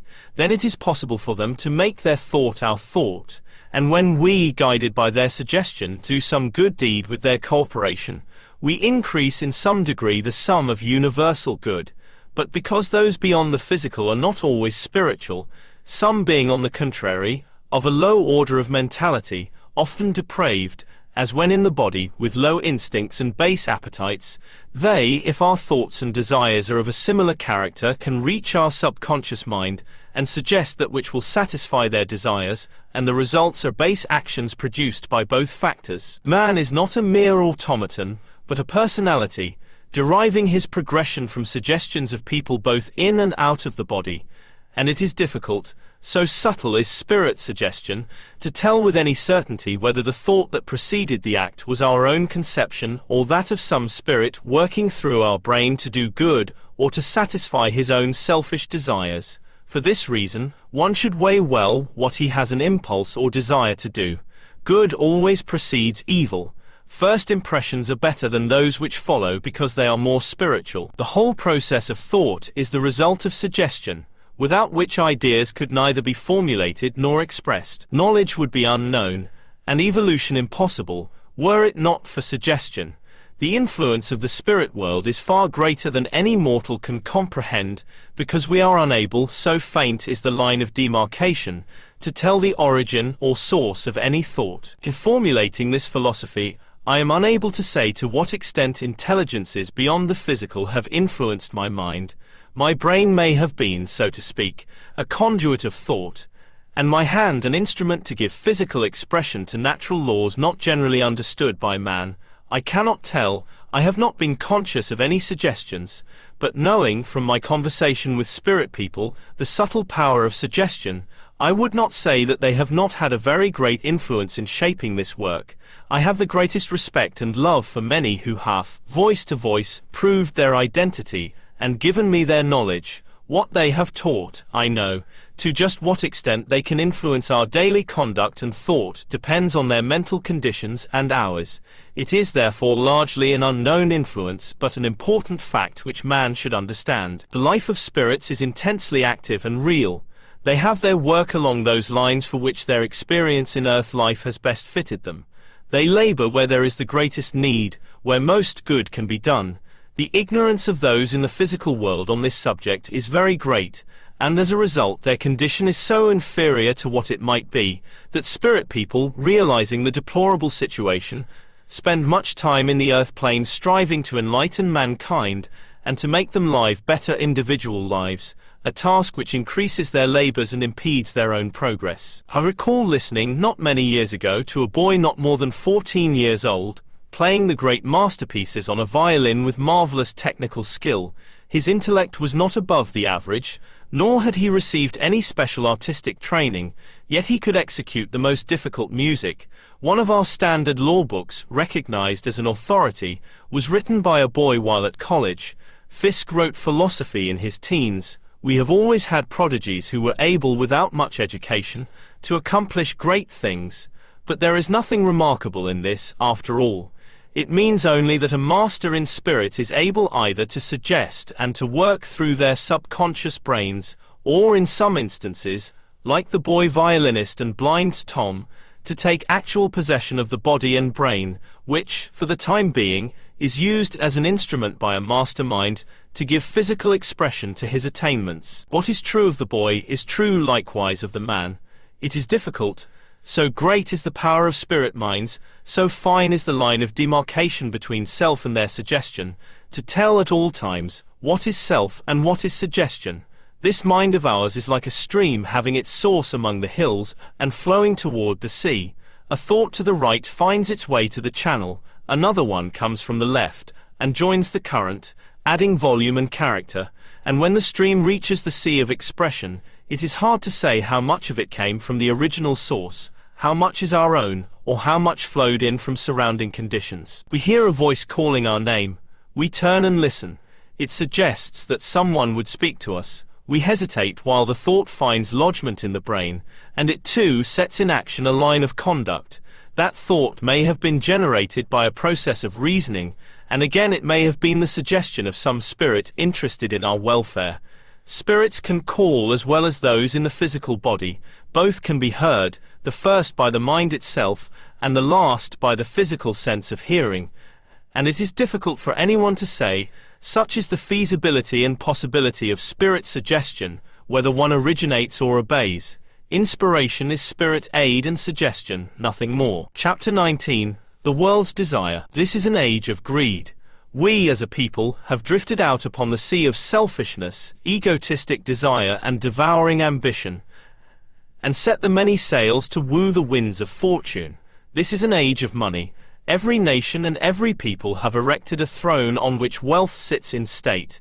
They have placed upon its brow a crown of gold, and have decreed that the possession of money, with little regard to the manner of acquisition, should be the only qualification for this kingship of modern times. Man, at the dawn of physical development, is shown this goal, and taught that money is power and the world's desire. He enters the strife and bends his energies as others do, to grasp the greatest amount of wealth with the least possible effort, matching his cunning against labor, mind against muscle, artifice against simplicity, and directs his thoughts towards wrenching from the hands of honest toil a portion of its legitimate earnings. Does wealth ever ask what claim it has on the savings of labor? Why is it adding to its already vast store, while other hands are growing feeble from want, and shadows are falling on poverty-stricken homes? Does capital ever contemplate the privation and suffering that must follow close upon the heels of cupidity and deception? Do captains of industry realize that by directing their ability towards the concealment of base designs under the veil of enterprise, and by the misappropriation of the proceeds of honest toil, they are, according to a higher standard of ethics, guilty of larceny, and that by a law, as fixed as gravitation, the time will come when they, through laboring and suffering, in the life beyond the physical, must make compensation for every dollar acquired unjustly. Consider what a future awaits those who make ambition their goal, and who succeed in seating themselves upon the throne of wealth by modern methods. It is a great misfortune to have false ideals, to worship at the shrine of money, but it is a far greater misfortune to succeed, and to hold unlawful gains, or more of nature's store than a simple life requires. That all should work and save against old age is proper, but that accumulation should greatly exceed the needs of existence was not intended by the intelligence that planned all things. We see men in the morning of life preparing for the strife. So fast they rush, so eager is the struggle, so crowded the field, so elusive the object of pursuit, that each one thinks only of self. Like men in actual battle, they fight for mastery, never hesitating to push aside those in front or to trample on those under them. And what is the end for which they strive? Wealth?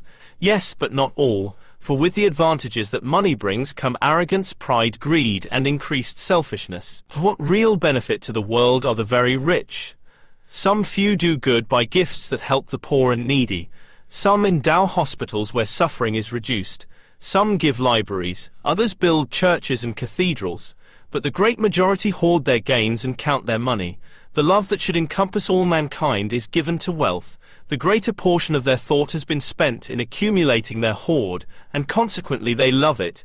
This is the old age they have been preparing for, and like the miser in his tower, they sing and chuckle as they count their gains and the gold coins slip through their fingers. So intent are they on accumulation that they are deaf to the call of charity. Surrounded by luxury, they have not come into contact with suffering. So busy and self-centered are they that they have not had time to give words of encouragement to others. Nothing but self has found lodgment in their minds, as they have been preparing for the future. What future? Old age, one answers, but I answer, the future lies beyond the world of men. Will this gathered wealth support you through the coming ages? If another life follows dissolution, if natural conditions prevail in the great beyond, and one has necessities there as here, what wealth has been accumulated for support in the community after this? Money, being a material substance, is not taken, nor indeed can it be, for we see its distribution here. What then has been accumulated for support and maintenance out in the afterlife, where money is not king? All the wealth one can take with him into the afterlife is that which he gave away in this. The thought that the rich man here may be, and usually is, the pauper in the afterlife, is startling in its possibilities, and dreadful to contemplate. A man who has made money his god and worshipped at the shrine of gold, having no other thought, ambition, or desire in earth life, is poor indeed if his hoard cannot be taken with him, for poor he is in all else, in a world where kind and thoughtful acts and deeds are the standard of wealth. When the fact can be driven deep into the human heart and brain, that after the material life out in the great hereafter, one lives a life similar to this, and that he has necessities, actual wants and desires that money will not satisfy, appreciation of what true wealth is, and how to gather it for one's eternal good, may dawn upon the minds of men. Contemplate the afterlife, where money is not used, the occupation of most people will be gone. They will find themselves disqualified for any other position, ignorant and helpless in a world of activity. Then will come appreciation of the lost Atlantis men call opportunity. Upon the pages of memory will be written wasted energy, false ideals, worthless ambitions, erroneous conceptions, ignorance of the simple laws of nature, and selfishness will find itself a pauper in a world of plenty. In the next life, I am told, the only way to gain advancement is by helping others. In this way only is knowledge gained, for by contributing their efforts to greater good, the master intelligence has provided for the individual advancement of spirit people. Each builds his own stairway to the heights of knowledge, all for one and one for all. That is the law of their progress when they have emancipated themselves from earth conditions. Material wealth is only for a day, as time is counted. What the good man does enriches him here, and becomes a part of his own self for all that we call eternity. If doing good is the only wealth that one can carry away into the afterlife, how shall it be with those who have thought only of money, grown indifferent, cold and hard, and have lived this life for self alone? A picture of the condition of those in that class, whom we have talked with in the life beyond, is too terrible to describe. In earth life they draw about themselves a mantle of arrogance and pride, closely woven of selfish thoughts and greed. Such is the garment that covers these naked souls as they journey on. Upon many not one ray of light shines. There is only darkness and despair. Nothing penetrates the gloom but the chill of death and dissolution. The selfish worshipper of wealth is not only a pauper in a world of wealth, but an outcast in a community of harmony. The good men do lives after them. The earth career becomes a part of them, and they a part of it. Good radiates light. Selfishness is darkness, the absence of light, and so condenses the thought emanations as to encompass and obstruct one's vision. And so, on going out into the next life, the selfish enter into the condition they have created, there to remain until, through suffering, the wish shall come from within, to make restitution for a life of greed. Then will come the desire unknown during earthly existence, to become a worker to help others, just for the joy that comes of doing good, and to find in this way only that peace which passeth all understanding. The wealth that all in this physical world should seek, has not the ring of gold. It is gathered by right living, by helping others to live right, and by doing something each day that will bring joy to hearts that are sad, encouragement to those who falter, good cheer to those who are depressed, bread to those who hunger and clothing to the naked. Do something each day to make some mortal happier, and with each act let love go hand in hand. Thus only can mortals be enriched here and hereafter beyond the dreams of avarice. For one good act, sent out with love as its companion, will reach beyond the confines of the stars and touch eternity. Chapter 20. Homes in the Afterlife. One in the afterlife gave me a description of the spirit home of a great, splendid mother, builded by the labor of love and ceaseless charity, in the physical as well as in the spirit plane in which she now resides. one who worked long and earnestly to make women understand the truth, so that they might live nearer to the best in nature. Here is the description as it was given me. Before me is the interior of a splendid home, the home made by a spirit, created and builded by the thoughts, acts and works of one who, 32 years ago, lived on the material plane. The room opening before me seems like pure white marble with lofty ceilings. Around the four sides runs a broad balcony supported by columns gracefully turned. From a point beyond the center is a broad stairway curving outward. At its foot on each side are niches filled with beautiful statuary. Going up the stairs now I find each step a different color, yet all blending into one. On all sides of this upper gallery are windows through which come soft rays of light. Opening off the sides are rooms. And as I look, a door opens and a beautiful spirit comes out, taking on as she enters the old material condition that she may be recognized. She has reached maturity in years and has a face of rare gentleness, the beauty of purity. She smiles as we describe her and her home to you.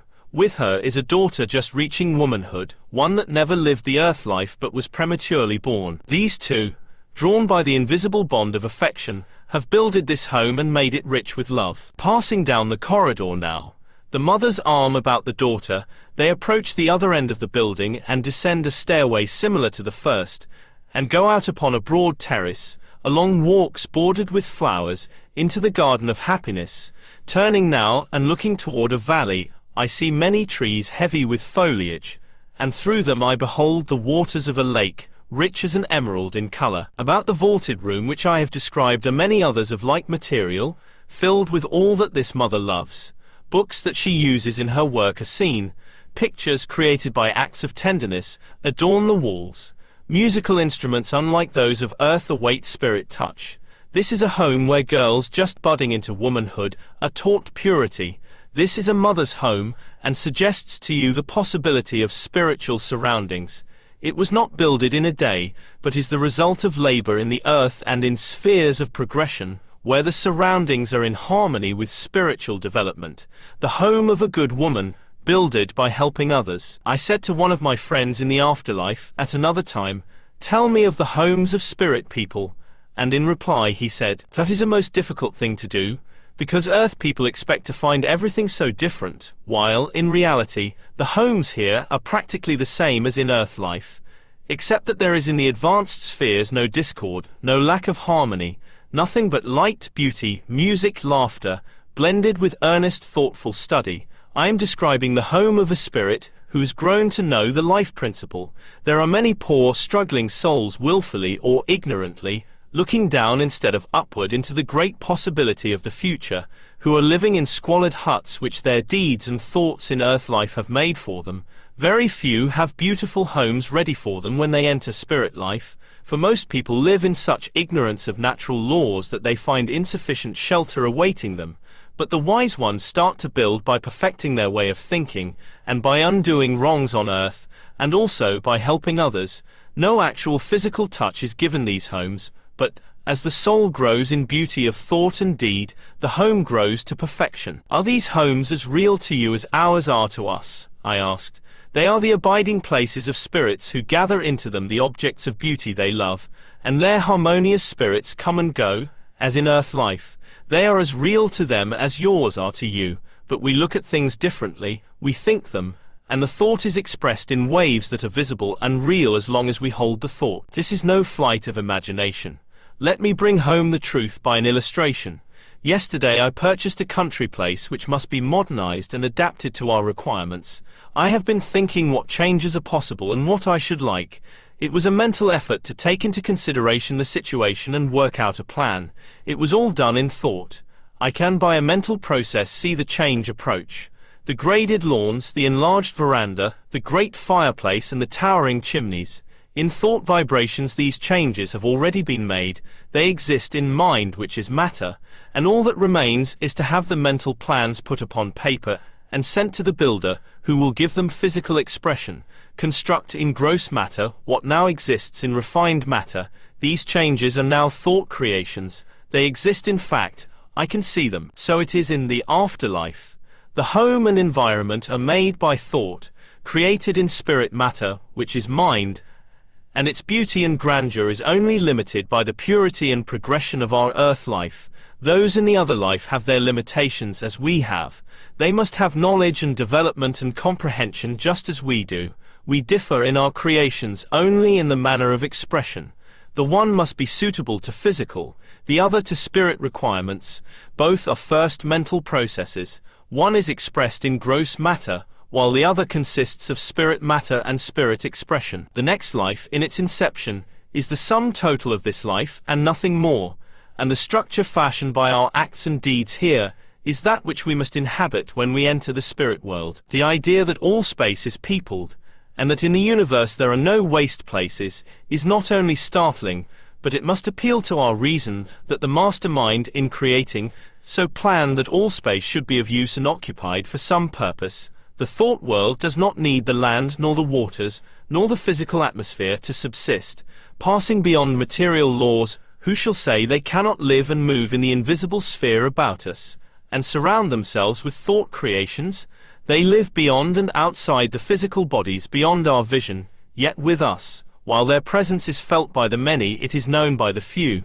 This is the great misfortune of this so-called civilized world. Chapter 21. True charity. Charity, in its general acceptation, has been identified with almsgiving, but why should a word so potent, so beautiful, be so degraded? Spirit people, with their higher intelligence, have told me that charity means giving to those in need our best and purest thought, and they have pointed out that on the earth plane it is rather a mechanical than a spiritual action to distribute material things amongst others.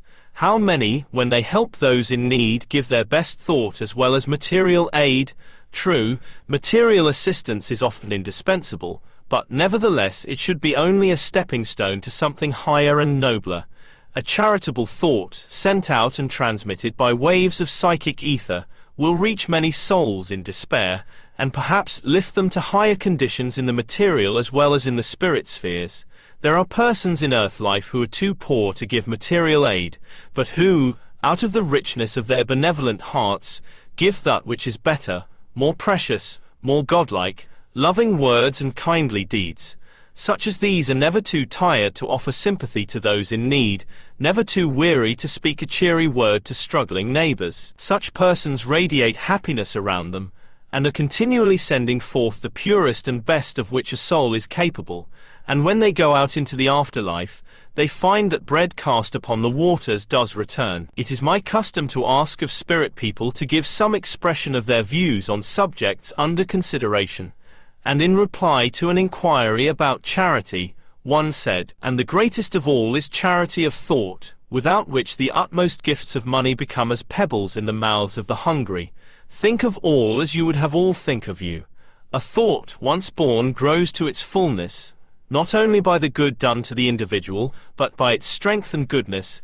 It circles around, and after encompassing many in its kind embrace, rebounds to enrich the originator. Cultivate the desire to think kindly of your fellowmen. Since thought dominates all actions, those who have evil thoughts are in danger of becoming evil themselves, though they may be unconscious of the fact. The mind flings out a radiance which, to some extent, sheds light on every avenue of life. If that radiance should grow feeble and your life selfish, you will ever remain in the twilight, and your outlook will always be limited. But if kindness and true charity dominate your thoughts, the radiance will continue rich and bright till its emanations reach the boundaries of hope, and your soul is illumined by the crowning sun of happiness. The best way to judge character is to watch the faces of children who turn toward men. A good man loves them and has patience with them, and they turn to him as naturally as a flower follows the warmth of the sun. A bad man realizes their helplessness and brutally vents his malignity on their small, defenseless heads. Such a man is not to be trusted in any walk of life. Right rears its head majestically and scorns disgrace. Wrong seeks to hide and turns away, to shield its face. Again, be generous to those to whom nature has limited her gifts, for nature compensates, and the time will come when all shall be equal. The poorly equipped for earth life will more easily acquire the lessons to be learned in the next, for those of patience and humility are learned already. Those who think differently are to be enlightened, not censured or ridiculed, for all who understand this truth of life's progression are entrusted with the great responsibility of teaching all who can understand, and you must get as close as possible to the lives of others, that your words may have weight. Let your hearts be fallow ground. Plant therein the seeds of love, charity, and purity. Nourish them daily with the clear water of tenderness, and you will have a wonderful garden filled with fragrance and white with blossoms, and your life will become a part of the great life principle. A minister, well known when in earth life, said one evening to a gentleman who worked with me and helped gather the information now given the public, "The intense satisfaction that is the constant result of right doing, based on honest purpose, is in itself sufficient reward for action. Of all the trite sayings of the Bible, the one that reads, 'What shall it profit a man if he shall gain the whole world, and yet lose his own soul?' is one with the greatest meaning. Wealth brings many opportunities for good and for evil, in fact more for the latter than the former, as the besetting sin of mortal man is selfishness, and the possession of great richness allows of a free expression of that greatest of all causes of trouble. The true and full meaning of the word selfishness is in every way opposite to the most beautiful word in your language, charity.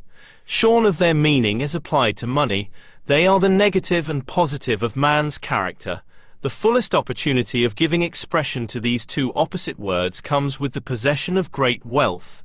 The understanding of the full meaning of these two words is the truest index of a man's character. The ability to make one's life the embodiment of that wonderful word charity, and to understand that other word selfishness, so as to avoid it, is the true test of mortal man's ability to control himself. Self-control is man's perfect condition. To know charity and practice its meaning, to know selfishness and keep it from you, this is self-control. This state of existence is as near perfection as the earth-tide mortal can hope to get. You have been chosen, one among many on your side of life, to bring certain great truths to the people of the world. In advance of the time, you are to be prepared for the time of your usefulness. And this is one of the moments of laying before you certain truths. To teach the truth, the teacher must be truthful. To induce others to accept pure and honest principles, the teacher must be pure and honest himself. To set certain facts before others, the teacher must be above criticism. You may honestly atone for those things that have so far occurred in your life by making amends to those to whom you are indebted. So far as the errors of your past life are concerned, you have well and strongly conquered their chief cause, and you need no longer fear them. You have henceforth no excuse to do otherwise than to follow the honorable and ennobling instincts of your nature. Guard well your actions, that they may not be open to criticism from others, and particularly from the one of all others, from whom you cannot escape, your own self. You have been, and you are being weighed in the balance, and so much is expected of you that you must not be found wanting. Remember that wealth brings the opportunity to give expression to what is best in your nature, and that you will find the only reward for doing good is that intense feeling of satisfaction that can come only as the result of a good deed, unselfishly done. It is well that man should earn his daily bread. It is the intention of nature that every mortal should struggle, for by no other means can he progress in the scale of being. This being so, one so situated that he can live without a proper exertion on his part is unfortunate. Never forget this principle. The waste of money is not charity, but foolishness. You will find many practical ways to do good, and to do it in the right way.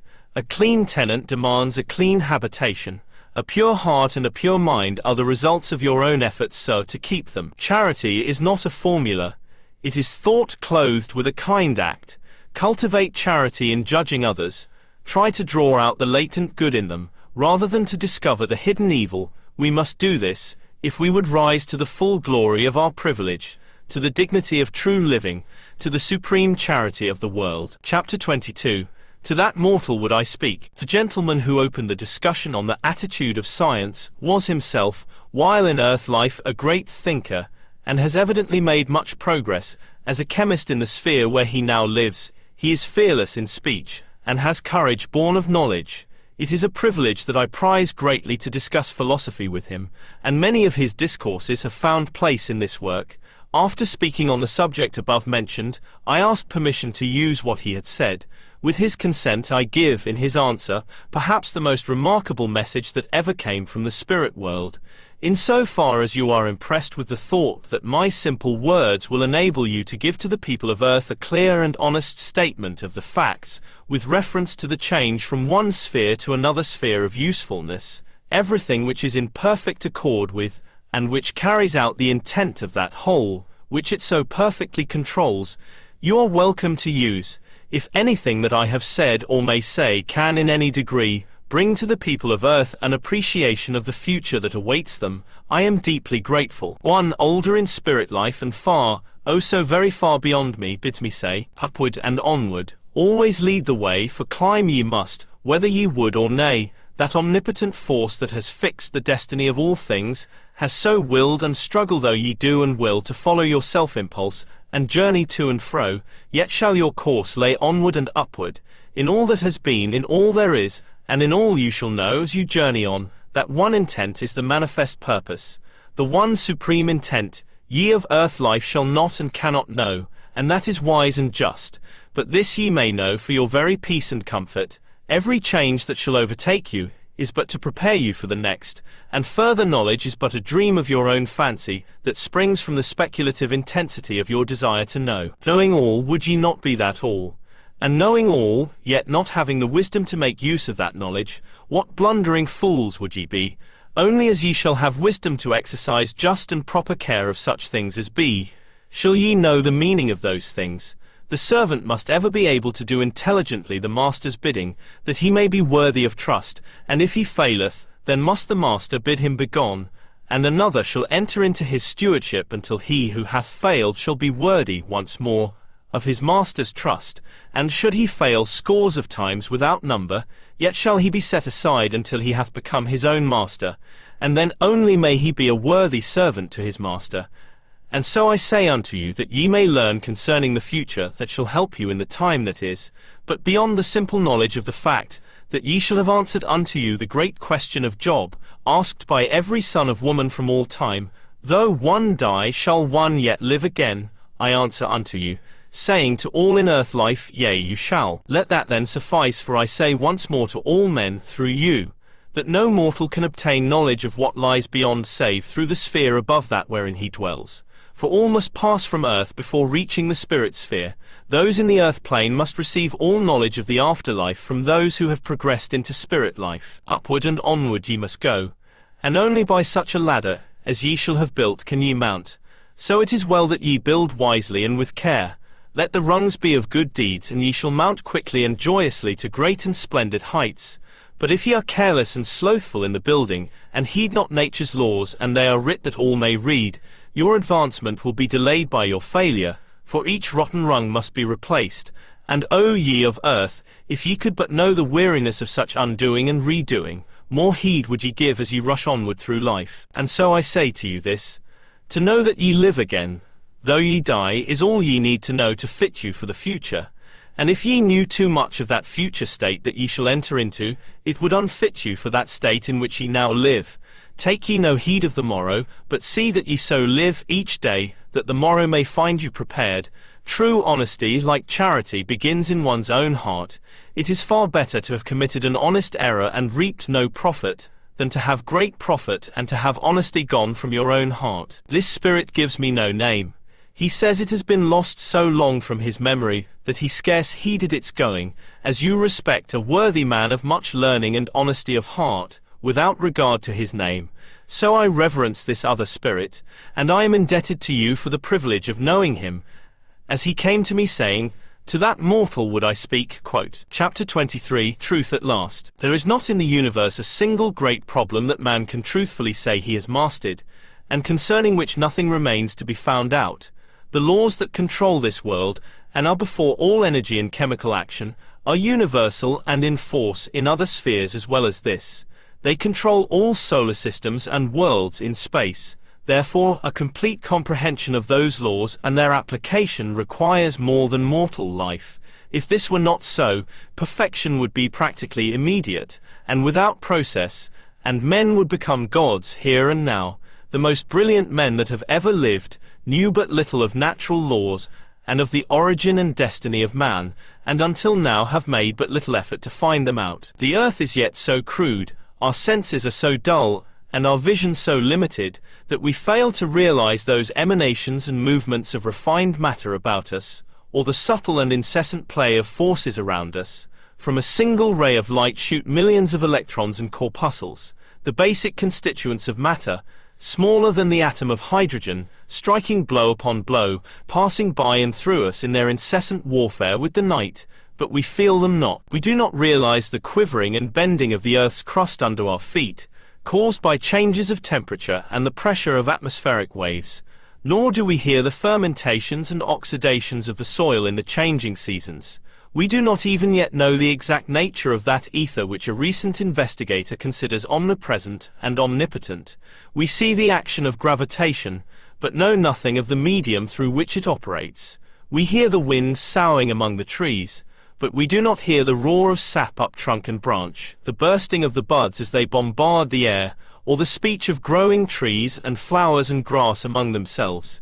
Yet life, wherever found, has language. The vibrations from out the abyss of space would reach our ears if they had more and higher octaves, or if our capacity for catching sound were immeasurably intensified. We do not hear the clang of the planets as they ring down through their orbits, the explosive detonations of the sun, the wild dance and chant of the nebulae, the comet's note of warning, or the rush of wandering matter of which worlds are made, which must send out impulses and tremblings through the ether to this planet of ours. We are at all times in a great sea of intensely active forces and potentialities governed by a law of which we have little conception. About us, but invisible to most, a nation, or rather many nations, of spirit people, live and move and have their being, more industrious, more active, more intellectual and more energetic than we. But such is their intense vibration, we do not ordinarily feel their touch, hear their voices or see their forms, but conditions can be made and have been made, so that notwithstanding our limitations we may have speech with them, and know at least something of how and where they live and what they are doing. There is so much in nature that we do not understand. Is it any wonder that, having kept our eyes so close to the ground, we have not discovered this spirit world before? We have made conditions where it became possible for us to know a little of those other people, and even though many have not had this evidence, that does not derogate from the truth of the discovery, which must forever stand as another fact added to the sum total of human knowledge. The possibility of communication between mortals and those in the world of spirits has been proved beyond doubt, and it now remains for men of genius to adopt new rules of demonstration, and to bring into this new field of research the same intelligent action that is applied to the lower sciences, and to increase our knowledge of the spirit as they have of the material world. Those who, through ignorance or prejudice, decry a new discovery, and so prevent fair consideration, are enemies of civilization. The time has come for man to be free, and to think alone. Neither the teachings of the so-called dead, nor the conclusions of the living, can change the facts which I have proved, or nullify a single natural law. Truth has neither youth nor age.